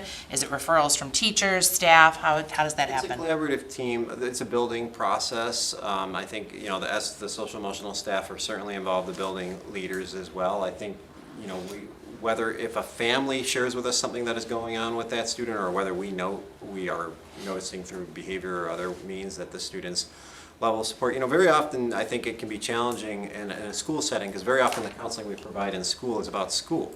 It's about helping kids to kind of navigate the challenges at school, and of course it's not necessarily just, within that, but that is the intention of school counseling. And so when we recognize, either by our own knowledge or by information that families have shared with us, that there are really outside of school things that are really kind of impacting the student, that would typically be like, where we'd be talking to a family, like, let us provide you some resources about some people you could talk to that might be able to connect you with some of these services. This is just a more direct line to that. So I think it's really just a collaborative process of us either getting information from a family and then making that referral based on that, or us identifying something, reaching out to the family, kind of having that be a part of the conversation with them. And I'll just add, like, I think you mentioned this earlier in the presentation, but also like then recognizing through problem solving and working with the family that there are those barriers. Because a lot of times we'll try to connect families with community resources for mental health counseling, but if a family's not able to access that, then that would add to the consideration for that. Wonderful. Thank you for all your work. Thank you. I have a question related to that while they're on that thread. Okay. The school-based health centers are something that's been around for a while, and I know that, for example, RCSD, one of the things that they implement is the use of family peer advocates. So these are essentially people with lived experience who, and a lot of times in partnership with Rochester Regional, or maybe paid, but they can come in and they can kind of bridge that gap that you're referring to. So those barriers, they can help the families identify those because they have that lived experience. As we look into the use of this grant and we're leveraging this more, and it sounds like based off of the SEL needs that there might even be potentially more students that want to take advantage of these kind of things. Is that something that we can consider leveraging? I'm sure that there's a training that can be offered through different community agencies. I've gone through it, it's really not hard. But I guess, is there an opportunity for us to explore leveraging that? Because that might take some of the load off of your team as well, right? If you not only just provide community resources, but also provide them advocates within the district who have that experience and have been able to, can relate and also help them navigate those systems as well. I think it's a great suggestion, Deborah. I mean, I think, that model of identifying any of any of the groups within our communities that are struggling in some ways, I think kind of taking that approach of finding like champions for them that have lived experiences or who can kind of serve as liaisons, bridges between families who, again, may have obstacles, may have distrust of school system. I mean, a whole host of sort of things, I think is an incredible strategy for us to be considering. And I do think that that's part of our excitement about this grant and the community schools coordinating position that it's going to create is being able to, again, accelerate and deepen our consideration of exactly those types of strategies and being able to kind of leverage against some of those resources towards either getting people in those positions or finding out how best to do that. I think it's a great suggestion. I think we're talking about similar types of approaches with our, it's a separate thing with our E&L families, like how can we kind of identify some champions within these communities that we can, so it's not just coming from us as a school system, but we can kind of help to connect them with some parents that can be, advocates for them and resources as well. And then just one other question. We have these available in Rogers Healthline and then Dake. Why is it not offered in the other schools? Was it just not available, or was there not a need significant enough? I think the accurate answer to that, Chrissy, correct me if I'm wrong, is currently the funding for that is coming from Title I funds. And so we have to kind of target those towards schools that qualify for it. Is that accurate? So I'm gonna piggyback on your question if that's, are you done? But your question you just asked, so. That was because it was one of my questions, so it was about, and I figured it was the Title I schools by who was chosen, but, so I guess the question is there capacity for that program to support other schools? That's the one question. And then as a board, we need to make a decision of, do we want to work with our administration to say, that is important, we want to do that, and supplies funding through our district budget for that, because they're not Title I schools, but the use of it. So I guess the question is, first is, can they support it, right? Because we could want to do it, but if they don't have the people to do it.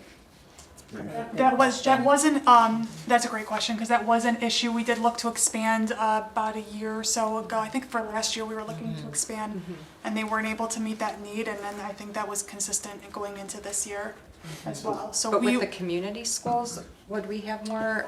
That's something Yeah. thought that we would be able to expand with the community schools model, but maybe I misunderstood. It does depend on the agency's capacity. I will say in the last meeting I had with them, they seemed willing to expand their, expand on those offerings. I do think too, again, this is another opportunity from this community schools COSER, because I believe we're gonna have an opportunity to start running this funding through the COSER, which makes that, 75% or whatever the kind of the aid formulation goes, means some of that money will start coming back to us next year, which could we could then look to either help to sustain or expand potentially those offerings. Just kind of tag on to John what you said. So with the model, they do have it where they can come into the schools, but there's also some services that are housed right in the school as well. But it's not also just offered through RH. There's other community agencies that offer similar services, and so maybe we look at expanding it. Like we still have our partnership with Rochester Regional, but then also we expand to other community groups that might be able to, so it will allow us to have more access that way if we can't get the resources directly from Rochester Regional. I do think, just speaking broadly, John, I mean, obviously, all of this is dependent on, the support of the board and the district and the financial pieces. We know that there's a need in our community for more opportunities for this. There are a host of ways and means that these opportunities can be made available. And although we are very encouraged by this one, I know that there are other programs that we're learning about, whether that offers telehealth, whether that can do this at either no or minimal costs to districts. And that can also leverage other untapped resources. So this is something I'm learning more about and pursuing as far as gathering more information about these types of organizations.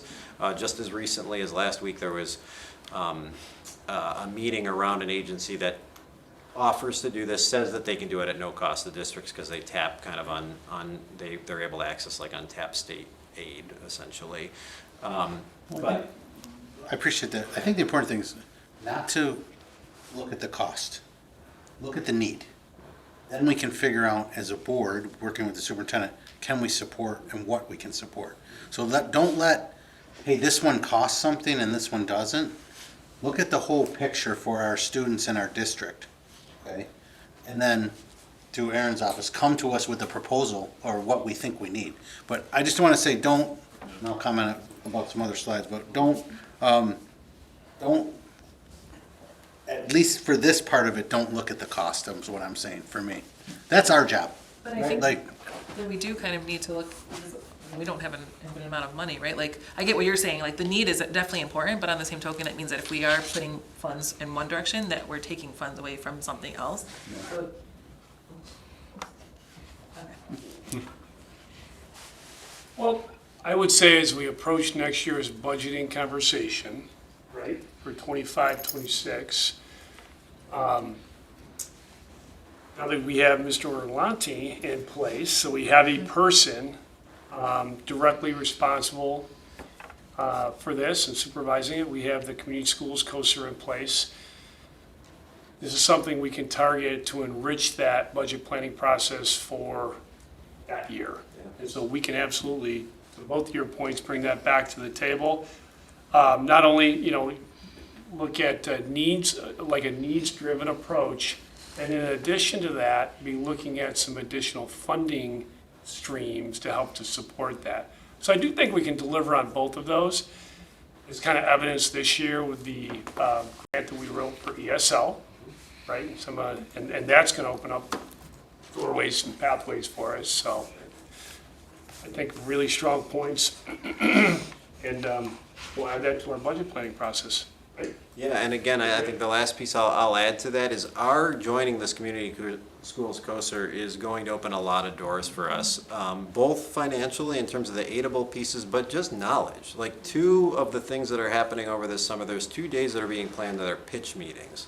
Whereas like members of the community schools COSER, agencies that provide different services are gonna come and pitch to us as far as like what they offer. I think very often there is a lot out there. The first step is to kind of know what our options are, what are some free options, what are some costs options, what are some things in between. And so that will be a big part of my work and something I'm excited to be digging into is kind of identifying what those options are and then certainly bringing that to our leadership team and to you folks as far as being able to offer hopefully a more expanded palette. Yeah, I would just say 25, 26 planning for 26, 27 is what I meant. Yes, we're doing that work. And also, to your point with this community schools, we're going to be in conversation with other schools. Yes.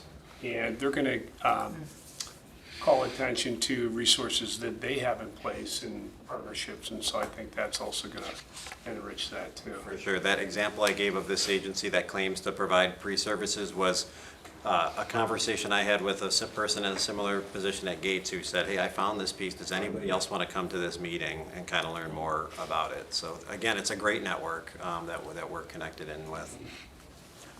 I think we're going to have a lot more information at this time next year after being at community schools for a year. So thank you for your hard work. Just a follow-up question. You guys stole a couple of my questions. Great minds, Matt. Great minds think Yeah, alike. yeah. Right? We talked about the sort of referral sources for the Rochester Regional Health Program being, teachers or staff notice something, family bring. Is there a self-identification, an opportunity for a student? Maybe they don't feel comfortable bringing it up to their parents or their family to approach somebody within our district about taking advantage of those services. Yeah, I mean, I think that, our counselors, many of our students who might be at risk in different ways already have, might be receiving school-based counseling where that might kind of present itself. I do think one of the pieces that our SEL, that our Panorama says, is that the vast majority of our students do feel like they have trusted adults that they can speak to, and that can be a different person for different kids, of course, but their teachers, the SES staff, I think there are a lot of natural opportunities where, again, kids either tell us or they show us that something's going on, and I think taking that function-based thinking lens of like, something's going on here, and they're either telling us with their words or with their behavior that something's off, and trying to kind of dig into that. I do think that there's opportunities for that. And then a second question, this goes back to the students with disabilities graduation rates, and I don't know, maybe it's a question for Nita or everybody. When you hear words like the state counts them as non-graduate, I understand that's a piece of paper, it's a number on a document, and that the districts and the schools celebrate successes, to make sure that they're recognized, but it's still a label. Has anything come up in the portrait of the graduate process, conversations that may take away some of these labels that aren't great to have, I guess, and really look at the concept of graduation and succeeding through special programs as...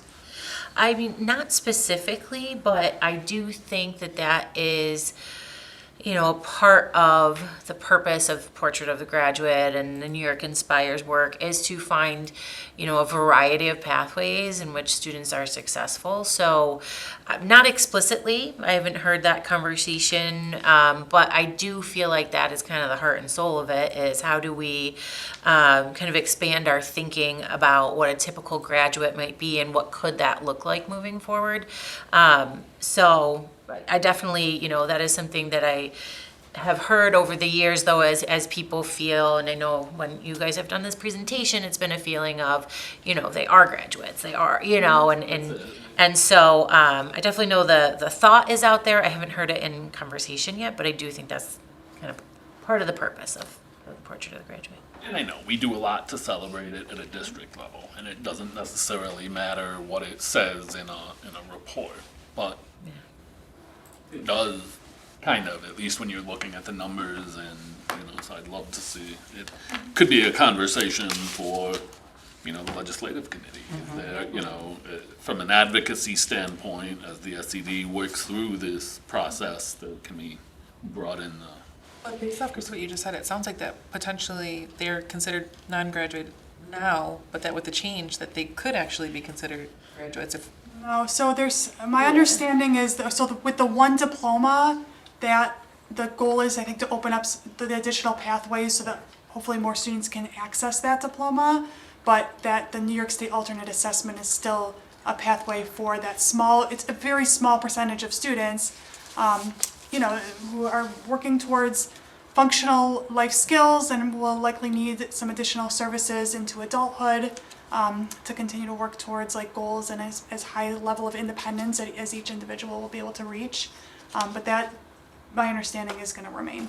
So I then agree with you about the legislative piece. If the goal is to get students prepared for the world, and they are acquiring those skills even through an alternate assessment, then they should be considered, because it sounds like, honestly, that this plan is not being tailored for them. This plan is being tailored for everyone else but them. So I agree with you for the legislative piece.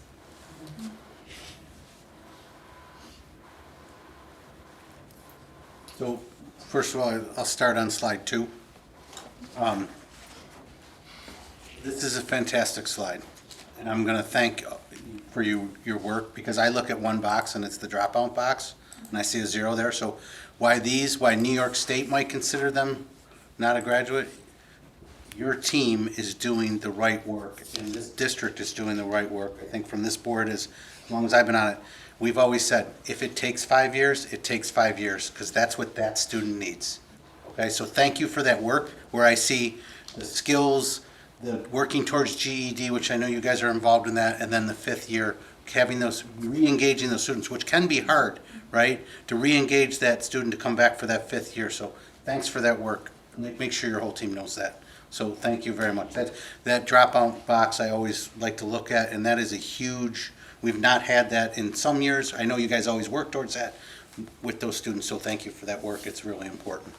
So I did like the comment on slide 4 where you talked about projections and you're thinking about getting rid of that. Because the reason I like that is, I think it's important, is we report what the number is, and the number is the number. I don't want any, I'm afraid of biases of, oh, we have a percentage number. My thing is, the percentage comes out to be what the percentage is, as long as we're supporting the kids and giving them what we need, which I believe we're doing, but I like to hear that, you know, I know some people can get nervous as, oh, our special education went number. I mean, we've all been through this through education, and we're like, oh, our special education numbers are going up or whatever. I don't care what they are, as long as we've got the supports in place, we can work on how we do that and what's best for them. So that's great that you guys are looking at that data and using that. So thanks again for that.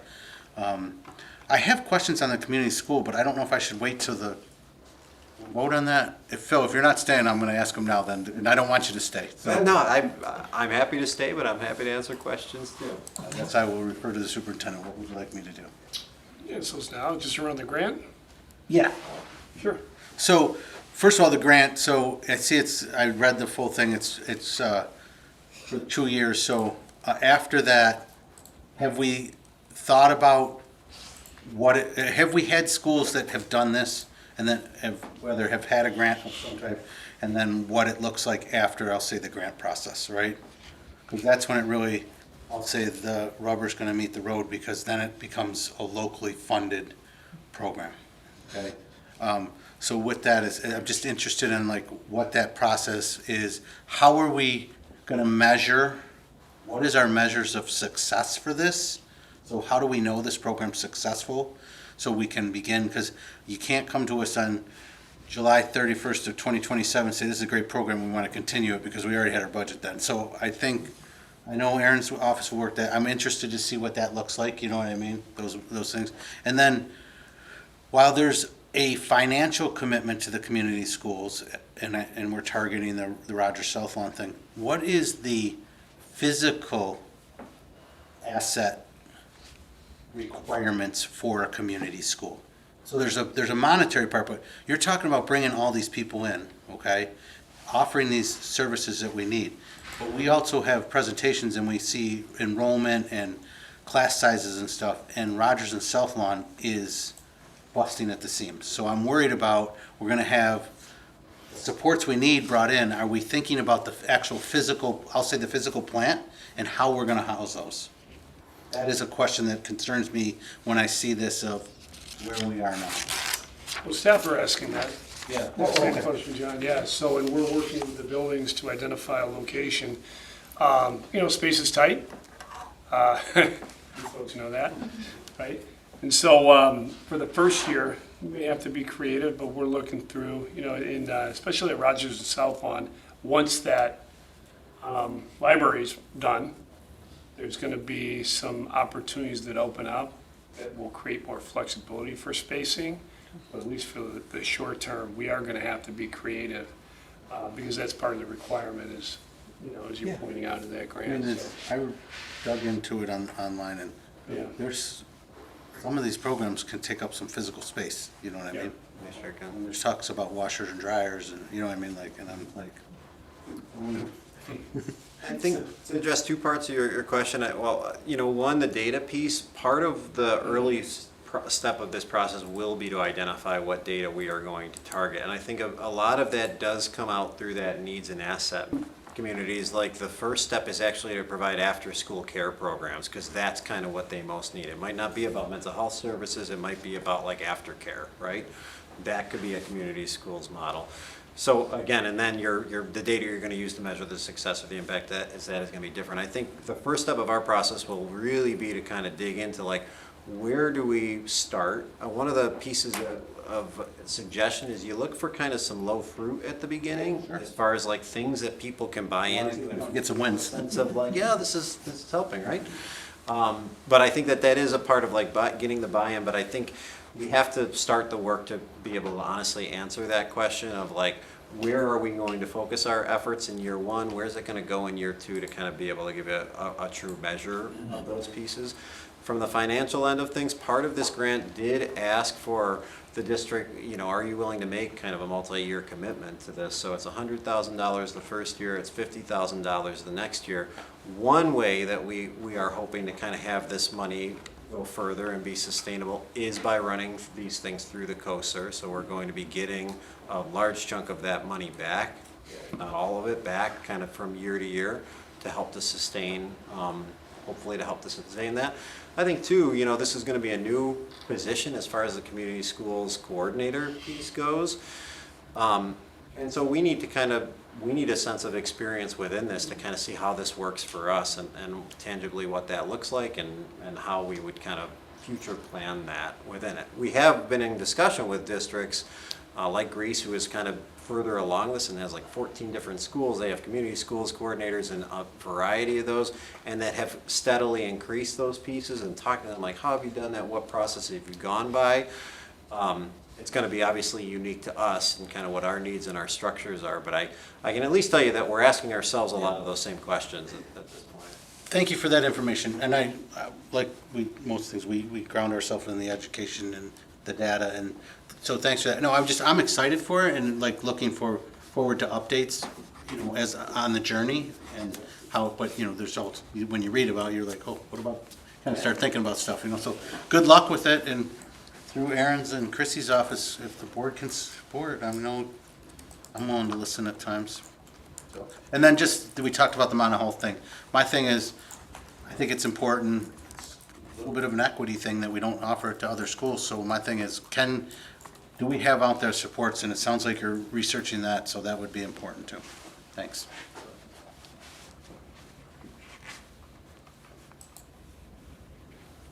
Are there any other questions or comments from the board?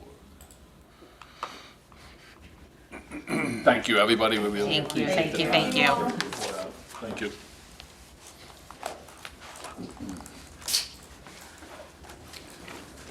All right, the next item we have on the agenda is the RISE project update. We'll turn that over to Dr. Johnson.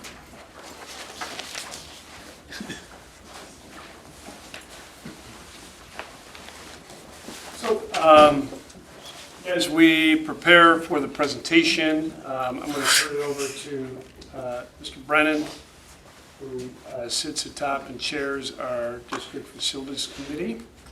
And so, obviously, this is an active project right now. I'm doing a great job with our social media and our website and providing updates to the community. So we really appreciate your support with that. Back today, we had a resident reach out with some questions, and you folks made yourselves available.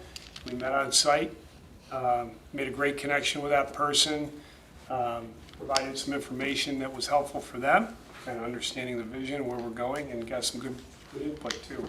So just want to say thank you for making yourself available for that. But with that, Mr. Brennan, you want to introduce our guests, and then we'll get started as soon as Mr. Sullivan comes back here. Yeah, absolutely. So, want to thank Tim Burke for coming here and presenting to us on behalf of campus on the updates around the RISE project. One of the benefits for those that aren't on the facilities planning team is we get updates monthly from Tim and from CPL.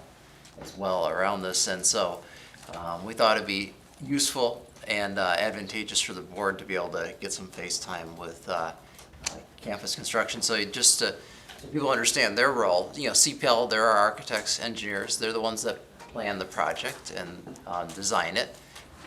Campus gets involved with some pretty highly detailed estimates that help us develop accurate budgets as we go into a bidding season. And then they are really the ones that carry us forwards in terms of they are our construction managers and represent the district with all of the contractors, making sure that they're adhering to their expectations in terms of the work that's going to be done. And they do an excellent job with it. So at this point, I'd like to turn over to Tim, and you can provide us an update in terms of where we are with the RISE project, and appreciate all the photographs you have embedded in here as well, so people can get a sense of where it is. All right, thank you, and appreciate the opportunity to speak with everybody this evening, give you an update on the project. We'll jump right into it, being sensitive of time. Our agenda for tonight, we're going to give you a brief overview of what the project budget was, where we are to date within the project, and then discuss each individual scope item within the RISE project, what the vision was, and where we are within this point of construction. Identify the work that's still pending in order to complete the RISE project, and then have a minor update regarding the promised 2027. So with that, just jump right into it. So as the board is well aware, the referendum authorization of 19 million occurred that set us up for this project. We had values associated with DASNY, and then working with Mr. Brennan and Dr. Johnson, we were able to identify ESSER funds in order to fund a couple of the rooftop units that were going to be utilized in this project that helped us to fund components of the project and make sure that we're getting as much of the project that was originally designed by CPL into the scope. We had our incidental budget that was established and estimated, and the contracts that were awarded totaled 14.6 million, and to date we have about 61% of the overall construction value that has been billed. Because of the quality bids that we received, we had a healthy contingency in order to account for the fact that we are working in existing buildings, and there are things that are embedded in the existing buildings that come back as surprises as we're going through the documents.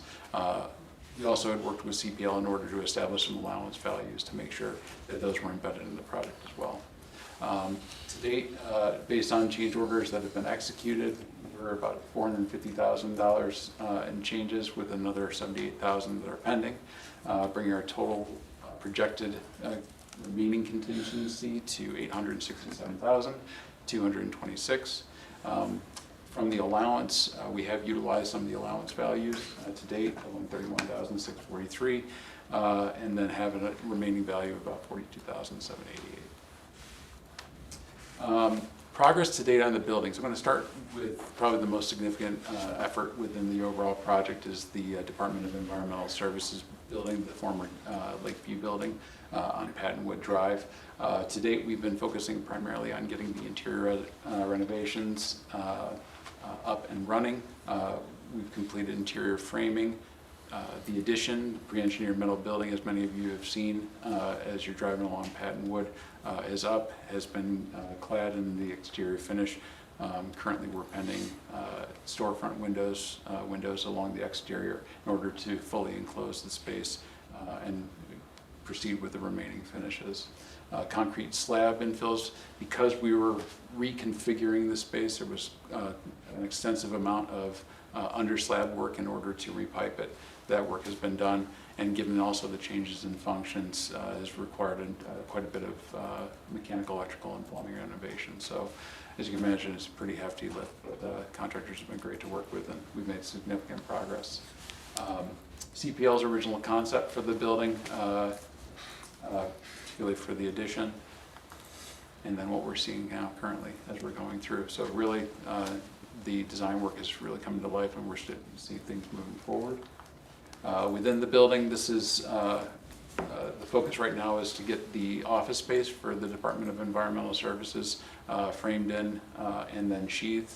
Once the building is enclosed, all the final finishes will be going in, and we'll be wrapping up the building Site work has also continued on the project, extending to the large parking lot on the western end of the property. Stormwater retention systems are in, as well as the stormwater retention basin.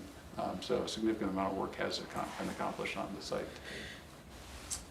Moving into the high school Dake Bridge, footings and foundations, the fire-rated walls that terminate the bridge as it enters into the existing building, those have been completed. And then we had the steel framework, steel decking installed. Really appreciate the board members that were able to attend the beam signing. It was a great experience. We also have a photo of where that beam is actually in place, so appreciate that opportunity. And then since preparing this presentation, we have actually had the concrete poured for that elevated deck. And today we are starting to install the exterior framing so that we could start getting this cladding. So things are moving at a rapid pace at this point. The vision for the project, as we see here, and then our progress to date with the building, with our beam signing features. So this will actually be visible when someone has to pop the ceiling tile, the second floor landing gate. So here we've got the decking, the reinforced meshing that's required for maintaining the strength of the slab. Moving on to the Iroquois Middle School Library. Great progress has been made in this space. Interior finishes are still heavily in progress. Millwork, sectional overhead glass door has been installed. Interior doors and hardware has been installed. We're still waiting on the glass. As soon as the glass is installed, we'll actually be able to take down many of the temporary partitions that have been creating that separation between the contractors and the students. And students will start to get a chance to see some of the first fruits of what's going on. Significant progress on those as well. Plumbing fixtures and interior toilet room accessories were going in today. Ceiling grids have been placed, so we're moving right along. And then finally, one of the ads in light of incidents that happened earlier this year in Rochester City School District,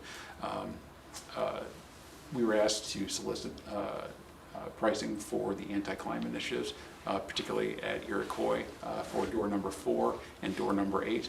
I'm happy to say that the parapets have been installed. The finishes have not been completed yet, but the roller system at door number 8 installation is in and complete. So, looking at the design for the rendering and where we are in the space right now. And it's actually advanced even further from this point with millwork getting installed throughout the space.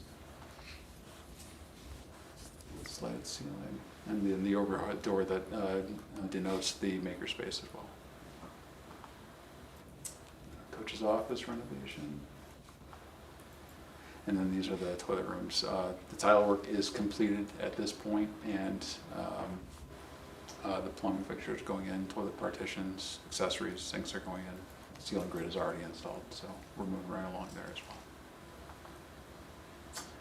And then finally, one of the last major scope items for the project, Rogers Middle School, selective demolition has been completed with the exception of the openings into the existing corridor walls. We're going to be waiting on that until this summer when students are out of the building.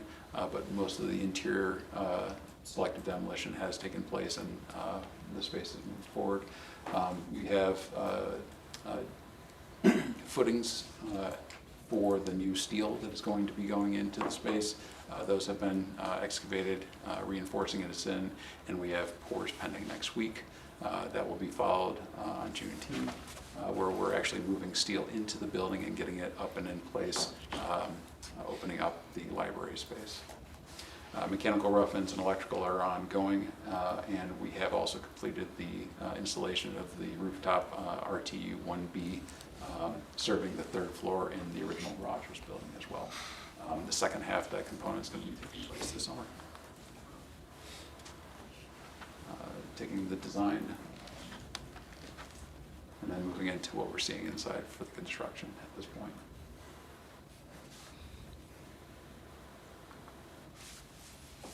And we've also had most of the interior framing completed at this point as well, so electrical will be able to start roughing in. So we're making significant progress on this one as well. We've had great communications with all the building principals throughout here to make sure that we're minimizing any student disruption. And then we've had the opportunity to give student tours in the Iroquois. We've also had students with the construction program, Shadow, a number of our industries, general trades contractor, the electrical and mechanical. I'm told that the program was a great success, so appreciated the opportunity to have them participate in that. Work to come. Once the building is buttoned up, the DOES building, the contractors are going to be moving from the west end of the property over to the east end to complete the parking lot. Button that up, you'll start seeing the fencing begin coming down once the building is fully enclosed and secure. And then be moving forward with getting the furniture and millwork in place, equipment in place, so that we have the turnover to the district. At the Irondequoit High School Dig Bridge, we have framing, roofing, mechanical, electrical, and plumbing, all of which can begin now that the concrete deck has been put into place. And then there will also be the installation of the interior ramp, because there is a transition in elevation between Dake second floor and the high school. And then that'll be completed with the site work, just being restoring all of the existing site conditions, concrete walk between the two schools. Dake Junior High School, most of the doors have been replaced that were part of the security protocols. There's some outstanding doors that required frame modifications. We're waiting on that until the summer, along with RTU 2 replacement that will be taking place this summer. At Irondequoit High School, we have the replacement of RTU 1. Auditorium lights and rigging will be replaced during this summer's construction season. And then we'll be wrapping up all of the interior finishes at Iroquois Middle School to turn over the library, hopefully at the end of this month, and then begin work on RTU 1 for the existing building. Finally, Rogers Middle School, concrete foundations, installation of the steel beam as we mentioned previously, and then replacing a pretty sizable unit that's buried in the heart of the building in the basement. That is going to be a major task. So, and closing out the project will be Seneca Elementary School door replacement as part of the security protocols to kind of close out. Brief update on Promise 2027. We anticipate that the design documents are going to be submitted to the State Education Department by CPL end of this month, July.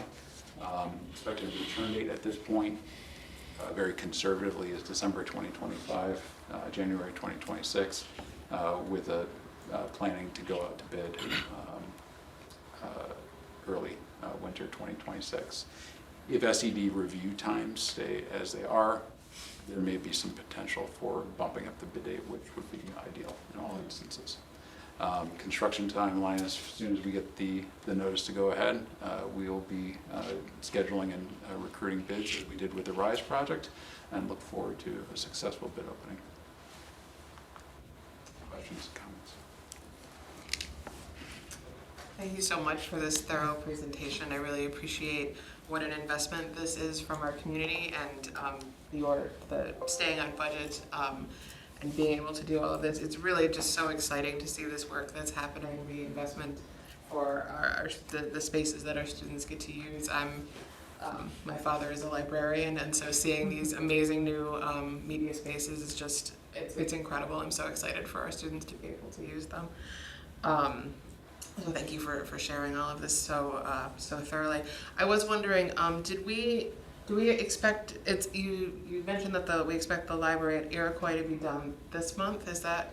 We're hoping to have it completed. And then do we expect the Rogers Library to be open at the beginning of the school year, or do we think that would be? Currently, we have it scheduled for being completed and turned back over to the district December 2025. Okay, great. So the way that we staggered the projects allowed the contractors to kind of work through. At this point, we have them involved in 5 separate buildings with a number of the trades. So the schedule was designed to kind of accommodate that. So we actually we didn't take the library at Rogers until the Easter break. Right.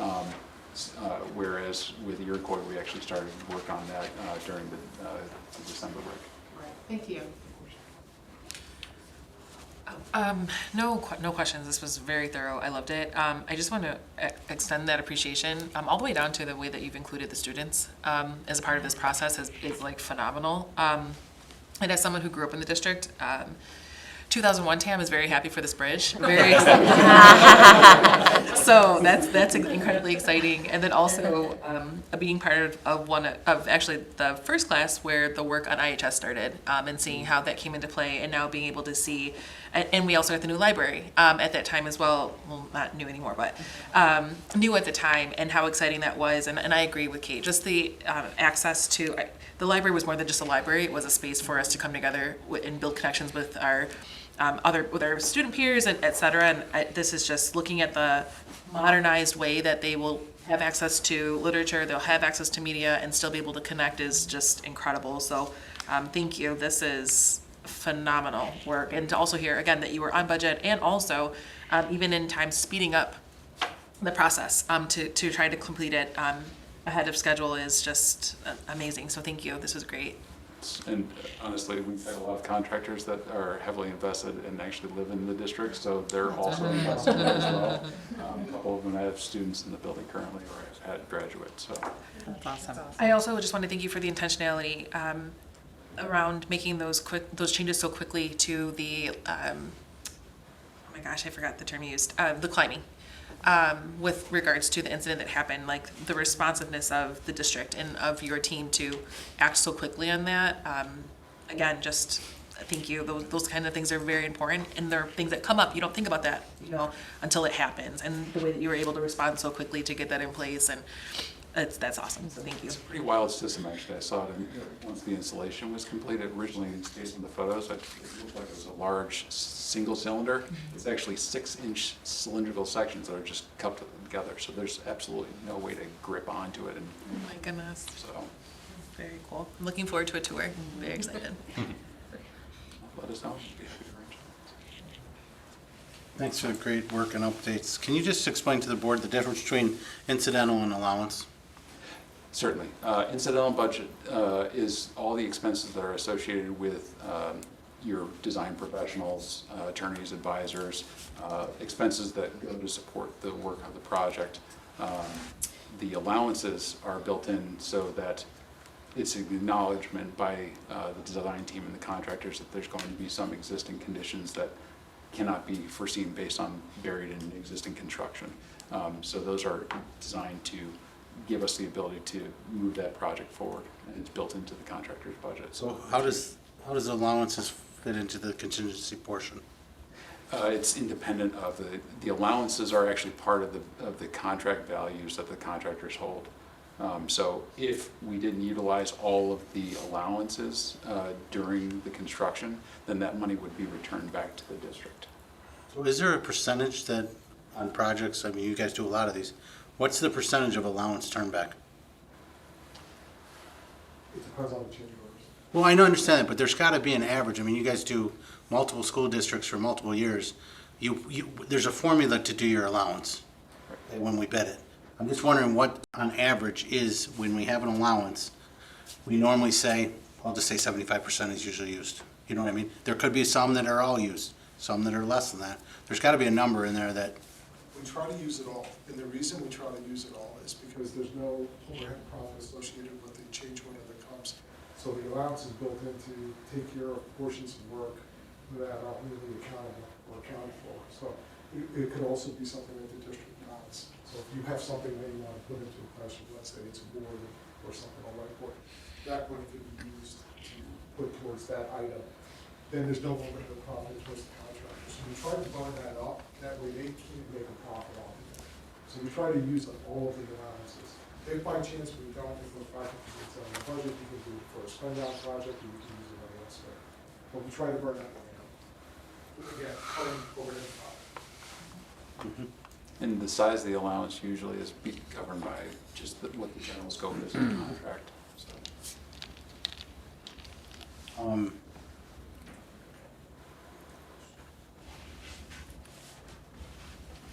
can't remember what it was now. I'm sure it'll come to me later, but thank you.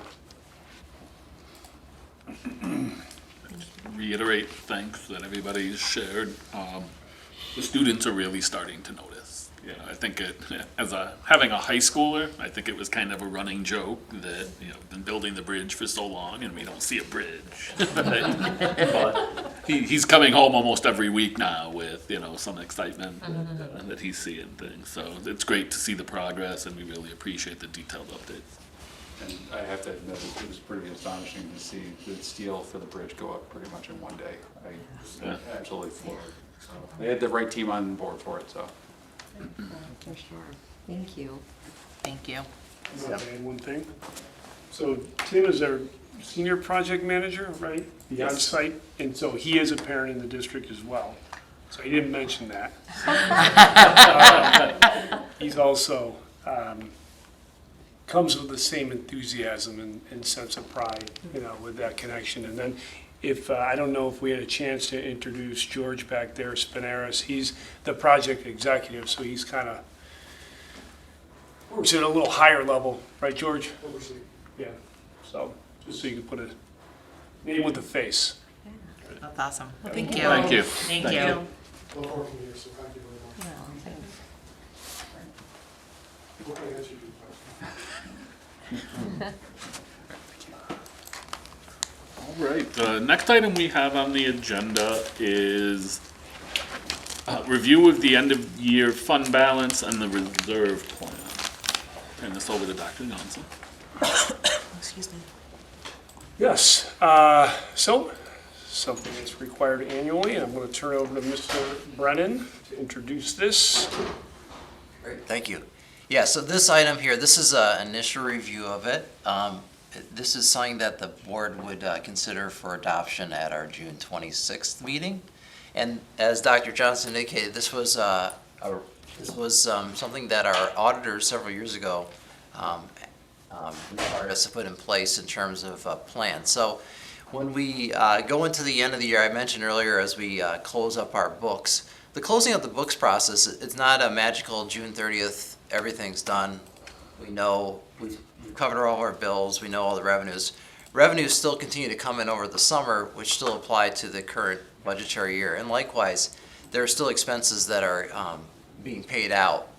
There'll be a final healthcare bill, for an example, that we make a prepayment on and things like that. So we really truly don't close our books exactly on June 30th, but that is really when we start the new fiscal year. But it's a longer process to close it out. So from our auditor's perspective, they required us to develop this process where at the end of the year we establish a strategy in terms of how we're going to allocate any additional funds that exist in terms of fund balance. Remember, fund balance can really come from two major formats. It's revenues beyond what you budgeted and expenditures that were less than what you budgeted. And so as part of an annual process we do, part of it is board policy that we review our reserves on at least an annual basis. We know we do that multiple times. We do this now, we do it in August, we do it in January as well.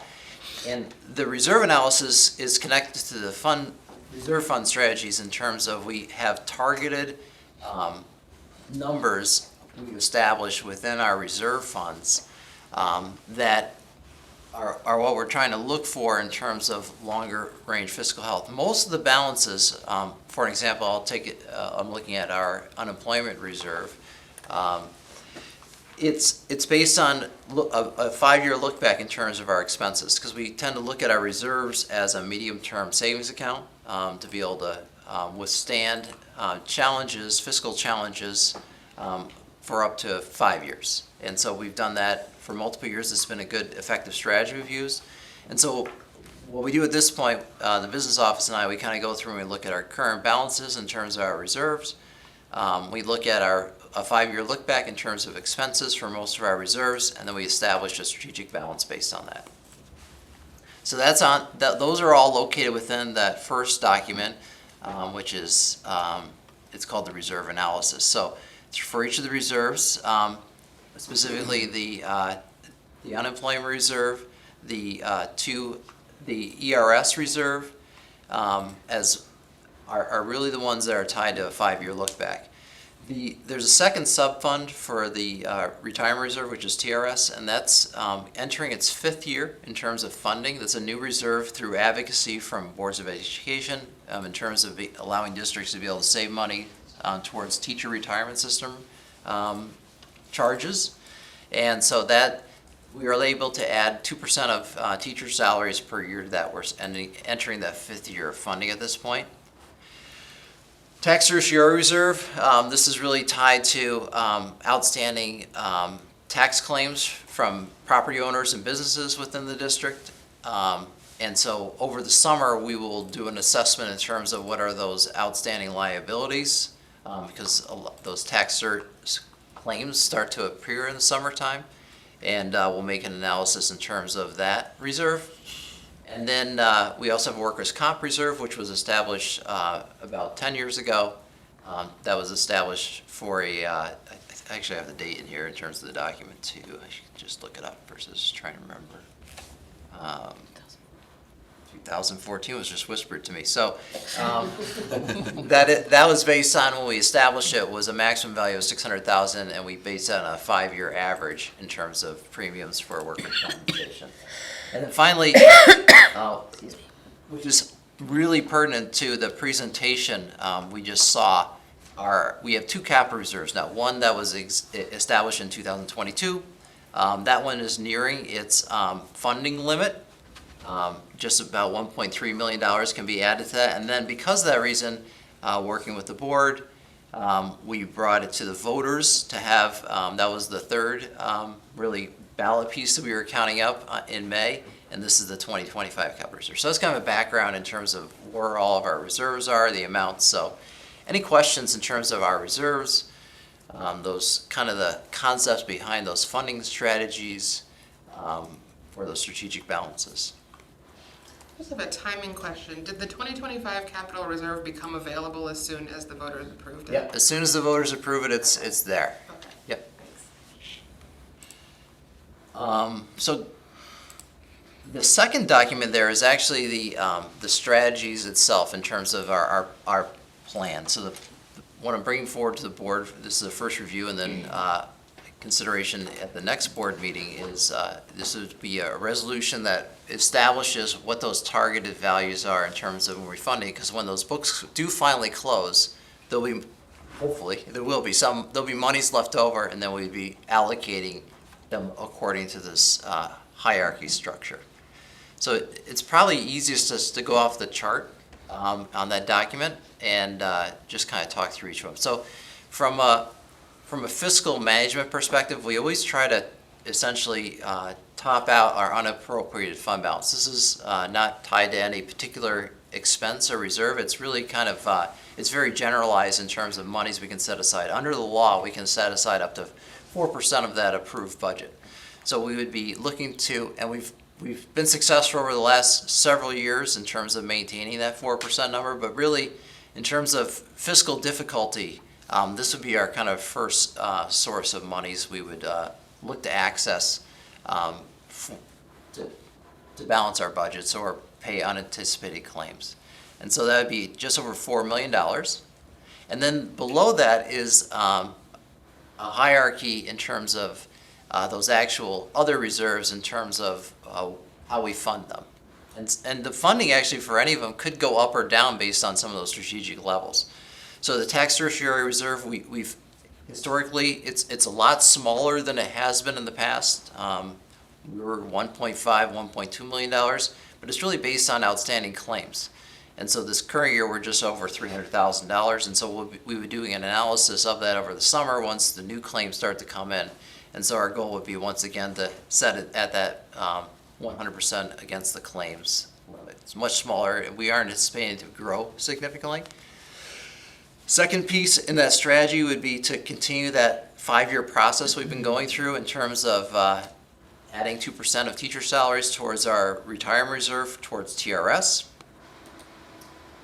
And then the next 3 reserves, we'd just be looking to achieve those strategic reserves. So when I say adjust, these values based on where we are, could go up or down. And actually, in terms of the unemployment reserve, it would go up from $40,000 to about $60,000. But the other two reserves, based on the current expenses, we'd actually be lowering them slightly. Again, because we have a strategy that has been effective, and we're trying to be good stewards of money. So we're kind of we're essentially basing on what our expenses are towards that 5-year goal. So those are the next three reserves. You'll note there's a piece around interest there. Just part of the rules are any accrued interest, they have to be applied to those reserves as well. And then finally, as we've done in the past, and I kind of got ahead of myself a little bit with this, it is very pertinent to the presentation from campus. The RISE project, the 2027 Promise project, if you remember, both those truly excellent improvements in terms of the capital facilities of our district, they were done without any increase in terms of our tax levy. And the reason why we were able to do that was because we were able to leverage reserves. And so that's why it's important to continue to fund those so we can continue to support future projects.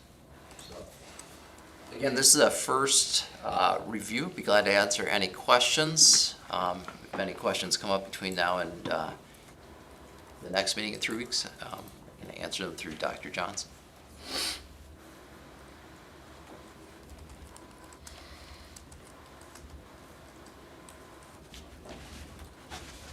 You said that a couple of the reserves, we would adjust the target down. The balance, yep. I thought that the reserve meant that we could only use the funds for a particular purpose, so how does that work? Yeah, absolutely. So let's do one of each. Okay. So the first one, the unemployment reserve, it's currently at $48,555. So we did a 5-year look back in terms of our unemployment claims through New York State, and that 5-year balance over the last few years has actually gone up. And so that's why we're going to adjust that upwards, so it's matching that 5-year look back. But if we kind of contrast that to our ERS reserve, our current balance is $44.3 million. But when we did an analysis of how much we actually paid the ERS over the last 5 years, it's at $4.1 million. So our recommendation would be actually to reduce that reserve to that amount. Again, looking back 5 years. What that really is ERS and TRS too. Funding fluctuates with both payroll, but also how well the market's doing. So when the market's doing very well, and those funds that ERS is controlled through the Office of State Controller, as their investments do well, they require less of a claim from us. So this is kind of a reflection of over the last 5 years in terms of really probably the markets have done well. So our contributions have decreased, and therefore the recommendation is to lower our balance there to, it's nominal, it's about $180,000, but it's the target that strategic balance again. And so we expend some of those funds for that purpose and then don't replenish them? Yes. Okay. Yep. Thanks. Exactly, yeah. So our bill is about $800,000. So we would just expend some of those and just not replenish the full amount for that year. Great, thank you. Yep. Was that your question? It was a long ways to get there. I'm sorry if I kind of took us on a wayward journey. I finally got your question when we got to the conclusion, so thanks. I'm not 100% clear on what the money for ERS and TRS actually is used for, but does it have do number of retirements have impact on those expenditures? Not directly. Okay, that's... What it is anybody that's active, working for this myself or everybody to my left and Dr. Johnson, so that a portion of our salaries is paid through the retirement system for future benefits. Right. And so it's really based on active employment. Now, as more retirees enter that world, that fund on a statewide basis will experience more stress. And so they may require more funds, and therefore they may up our contribution rate. So currently our contribution for TRS, they take essentially 9.75% of payroll. That's so they can save for future retirements, essentially. Okay, thanks, I appreciate that. So Kevin, the reason that boards advocated for this was in those years when we have a big market downturn and then you go through a few years where it goes from the 9.7 and all of a sudden ERS says, hey, we gotta go 14, we gotta go 15, 20. You can use this reserve to tap it, so the district doesn't see that all in one year. We can it kind of smooths that out. That was the idea, because it used to be like a or a sawtooth, right? You just had to follow what they were giving you every year. And then some years we would say, our ES contribution went up 22%, that was what happened. So the idea was, they first did it for ERS, and then it worked, and boards were happy with it, and they saw how it helped level budgeting, that they did it for TRS, and we're in our 5th year of funding that. Yes. Appreciate that explanation, thank you. We're seeing some of the same fluctuations in healthcare costs. Would there be opportunities, even just like to advocate, right? Would it make sense to have something that helps smooth that out to make districts? That's a great point. Because that's probably our largest liability from a benefits side. So, you pointed out retirement, that used to be the biggest, but now healthcare is the biggest. And so, there is, quote, an insurance reserve, but you can't use it for healthcare. You can't use it to actually pay premiums. It's more, you can use it more for claims against the district that your insurance doesn't cover. So that would be we know healthcare increased by 14% this past year on us, and that was borne 100% by our budget. There's no reserve to kind of, like was mentioned, the sawtooth. There was no reserve to kind of smooth that out for us at all. We just had to eat it, essentially. That's what that put a lot of challenges to all districts. So yeah, advocacy for reserve tied. All districts offer health care to their employees. All districts, it's the most expensive benefit we offer. It's becoming a larger portion of our budget. So a reserve to we do a great job through RASH, but sometimes you just can't control what the experience is. So if you have a lot of people accessing health care, and some people, based on current health conditions, can be very expensive. So a reserve on the local level to offset some of those kind of more extreme premium increases would be helpful.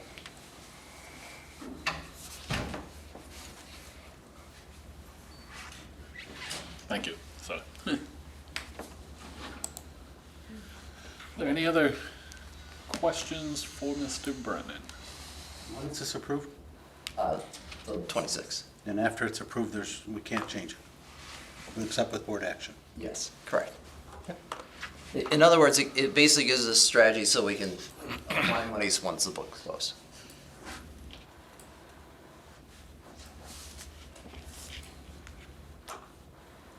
All right.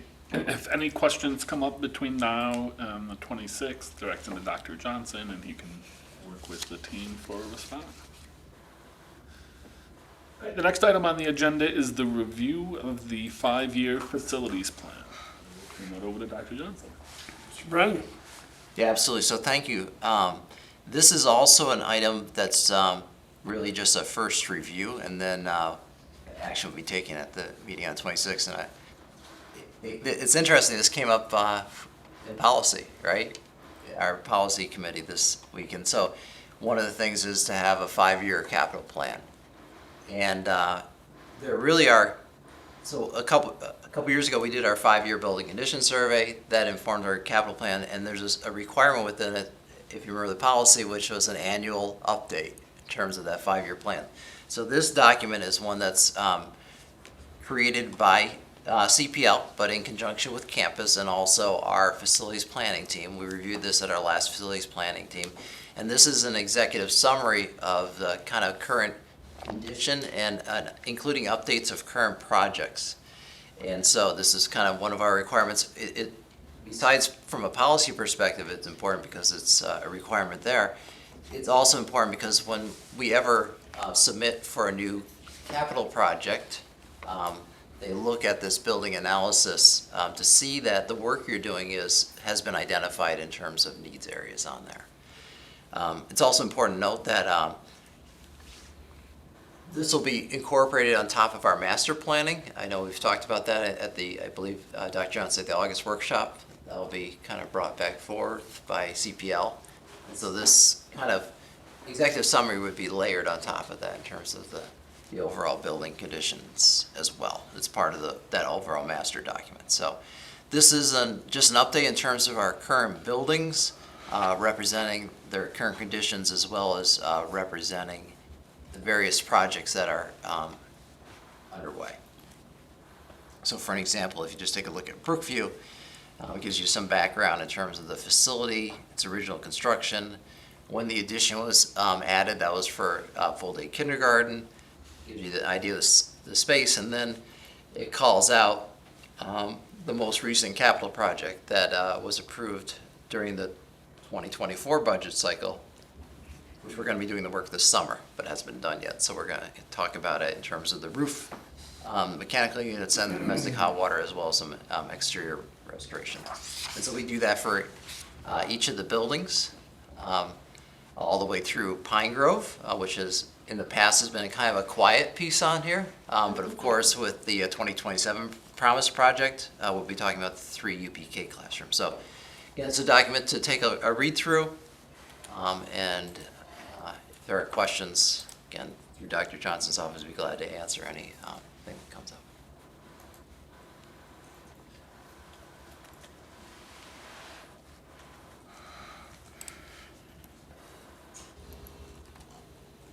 Any questions from the board or Mr. Brennan? Just curiosity, I see that all the, like the elementary schools, originally constructed in 2004, and I wasn't paying attention back then. Was the original Colebrook that I went to in the 80s completely torn down, or was that, it was? So all those schools are new build. I walk in and they look vaguely familiar, but I'm like, was this remodeled, or is it, Colebrook's the only one that actually sits on the old school footprint. Oh, is All it? the rest were built next to them and then demolished. Oh, I didn't know that. Colebrook was that one school that we, Yeah, we use because we as couldn't. flex space. Yeah, so we couldn't fill in they talked about filling in some of that and building it. It Yeah. just didn't work out. So that was the only one that was actually built on the original footprint of the old school. Good to know, thank you. Any other questions for Mr. Brennan? Okay, again, this is a first read, and we will expect approval at the June 26th meeting. Next item on the agenda is policy review, general revisions. Dr. Johnson. So I'd like to turn it over to Dr. Farrell. Dr. Farrell? Sure, thank you. So there's these first 2 policies that we'll look at tonight. 8440 is home tutoring. This is an existing policy that we had in the district. And you'll see here that there are some recommended revisions to this policy just to ensure that it aligns with current processes and also some of the regulations that we follow whenever we in-state home tutoring or medical tutoring for a student. And as you could see from the student services presentation, we have seen an uptick in the number of students requiring this kind of support. So it did feel like it was an appropriate time to revisit and ensure alignment and that the process is clear. So you can see for the public comment what the final version would look like, or public content, and then also included is the red line changes. So one of the changes that you'll see is the number of minutes or the hours dedicated to tutoring per week. And that is delineated by grade level.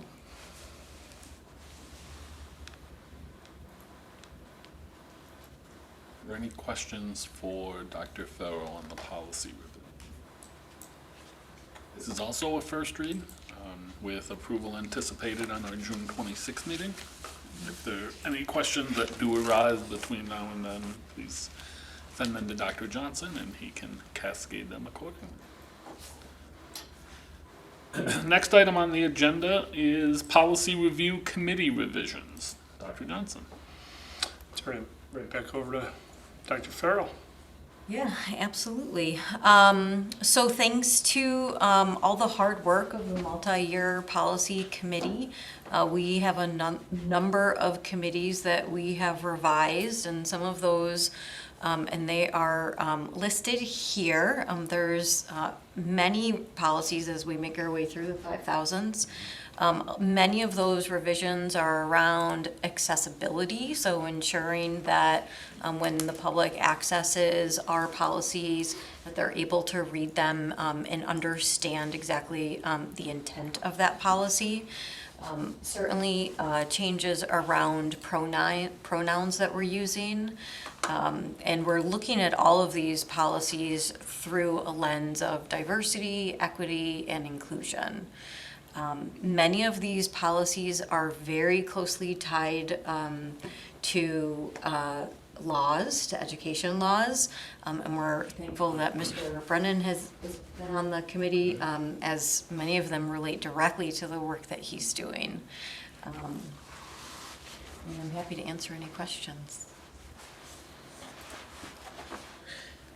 Quick comment, big thanks to the policy committee, just looking at the list of reviewed and revised policies. This was a pretty big undertaking this year, so thank you to everybody for the time and effort that went into that process. I was sitting here looking at it and going, we sit there in the meeting, we go one by one and small chunks. When you look at the list of the ones we went through, it's like, oh my God. Okay, again, if any questions come up between now and the 26th, please direct them to Dr. Johnson. Sticking with the policy theme, the next item on the agenda is annual review and revision of legally required policies. Dr. Johnson. Turn over to Dr. Farrell. Sure, thank you. So the last item around policies for tonight is around a small set of policies that the Board of Education is legally required to review annually. And so you'll notice that many of these policies have actually just gone through our multi-year policy committee. So they were also included in some of those revisions that you just saw in the last agenda item. The one that was not recently reviewed this year was 8250 around Title I, but that was actually reviewed last year through the policy committee and was adopted at the end of the year. Any questions for Dr. Fell? We did talk about this a little in the policy committee, but I just wanted to raise some of the conversations we had around the Title I policy. I know that we've also been having conversations in the DEI coalition where I'm sitting on the parent engagement committee about just thinking about making sure that we have a broad and equitable understanding of what parent engagement means. I know that within this Title I policy, there's some legally required language, and some language that isn't legally required, or that we've adopted but isn't, that we have some flexibility on. So I just encourage us to, as we're having these conversations around family engagement, one, to make sure that the policy isn't locking us into things that aren't working, and to also make sure that the policy is really to the point of the work that we've been doing in the policy committee, that it does make clear to families what they can expect and how they can engage. So I think that that's a broader conversation than we should have in this annual review context, but I did want to raise it because it's great that we have this annual review because it reminds us to take a look at these things and think about them.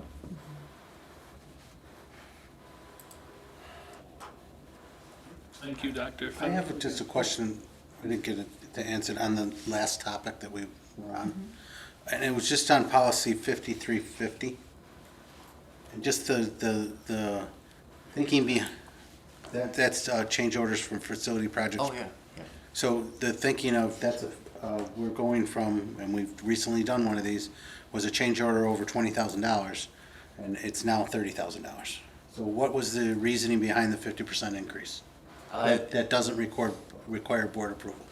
It was Really two things. The value for 20,000 hasn't changed for us as long as I've been business official. And so the amount of work that you can do within that $20,000 limit has gotten less. And then also kind of benchmarking ourselves against Monroe County schools in terms of their limits. $20,000 was at the low end. And so $30,000 kind of puts us at the median level for other Monroe County schools in order to kind of keep projects moving forward. So I guess my question would be, how many, over the past 5 years, how many change orders has been between that $20,000 to $30,000 thing, and then,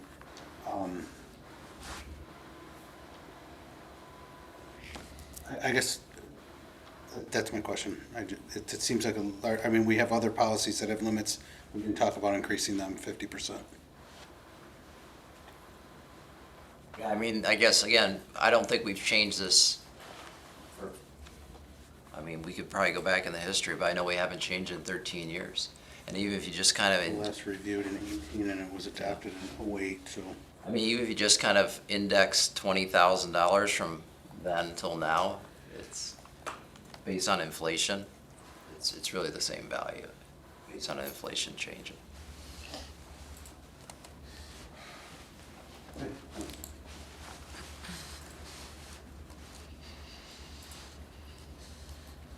Are there any other questions?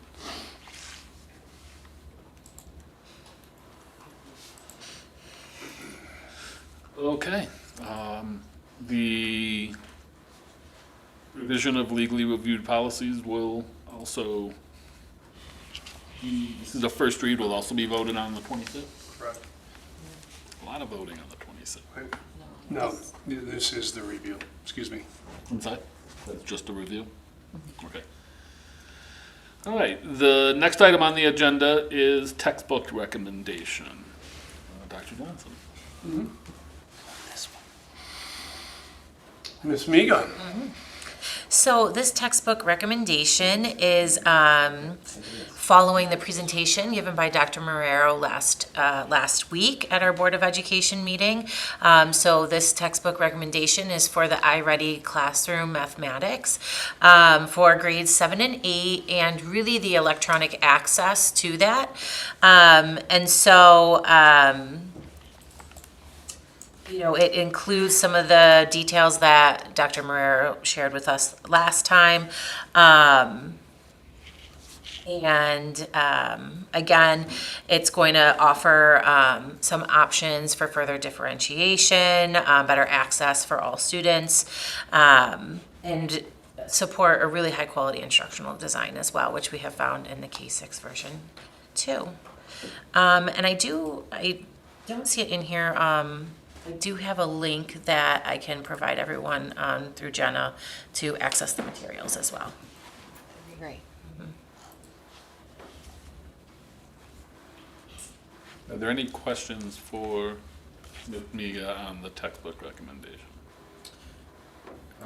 Were students involved in the research and decision to use, to expand this to 7th and 8th grade? We did a really similar pilot to, probably not quite as extensive just because it was, you know, K6 last time, and this is just 2 grade levels, but a similar kind of piloting process where Orlando was able to collect both staff and student feedback.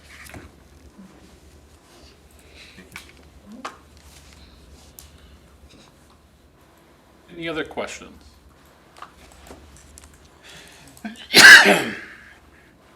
All right, again, a first read, and we will vote on this at the 26th meeting. Next item on the agenda is curriculum review. Dr. Johnson. Turn it over to Ms. Miga. So again, this was after Ms. Crystal's presentation last week, which she provided virtually. And this is regarding some of our English 11 and 10 Regents courses, as well as world language world language units as well, for both level 1 and level 2. And so we have included for you, so for each grade level, the pacing guide. So for example, English 10R, you'll see the pacing guide, and then you'll see the units that go with each of with each of those pacing guides. And for your review, we have the stage 1 and 2 of our curricular documents, which outline stage 1 is the standards and the expectations, and stage 2 is the assessments. Stage 3 is something that, as you know, is something that we develop with teachers and really can be adjusted based on students' needs and over time to meet any change in standards, etc. So those are for your review, and you have access to all of the documents. Any questions for Mrs. Niga on the?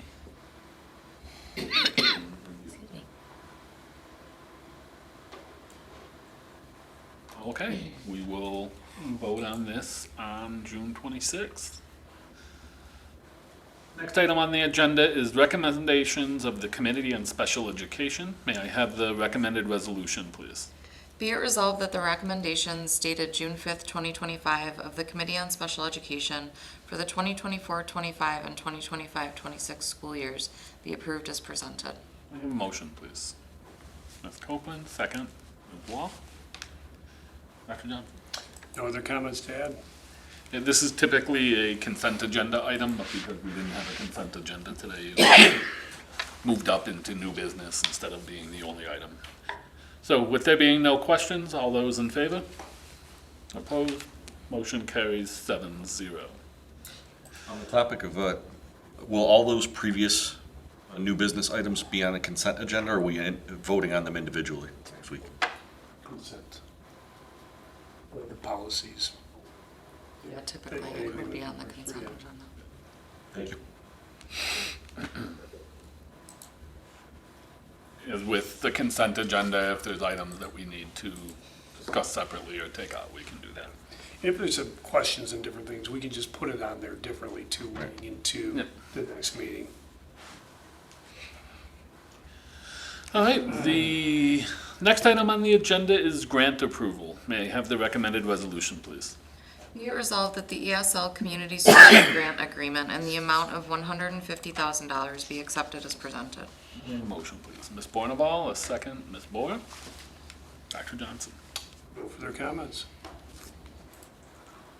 there any questions? I know we discussed this quite a bit in the student services presentation. Are there any additional questions, comments, or concerns from the board on the grant?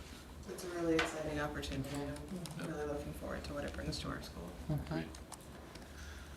And appreciate all the time and effort that went into applying for the grant and putting us in a position to take advantage of this great opportunity. Okay, with no further questions or comments, let's vote. All those in favor? Opposed? Motion carries 7-0. Next item on the agenda is future meetings. Do we have any future meetings, Ms. Lustig? Yes, we have a business meeting on Thursday, June 26th at 7 p.m. here at District Office, and the next meeting after that will be our reorg meeting on Tuesday, July 8th at 5:30 at District Office. Thank you very much. Next, we have executive session. Do we have a reason to adjourn into executive session? Yes, to discuss the employment history of a particular person or persons. Okay. May I have a motion to adjourn into executive session? Ms. Wall, second. Mr. Schaffel. All those in favor? Opposed? Motion carries 7-0. We'll take a quick 5-minute break and reconvene for executive session.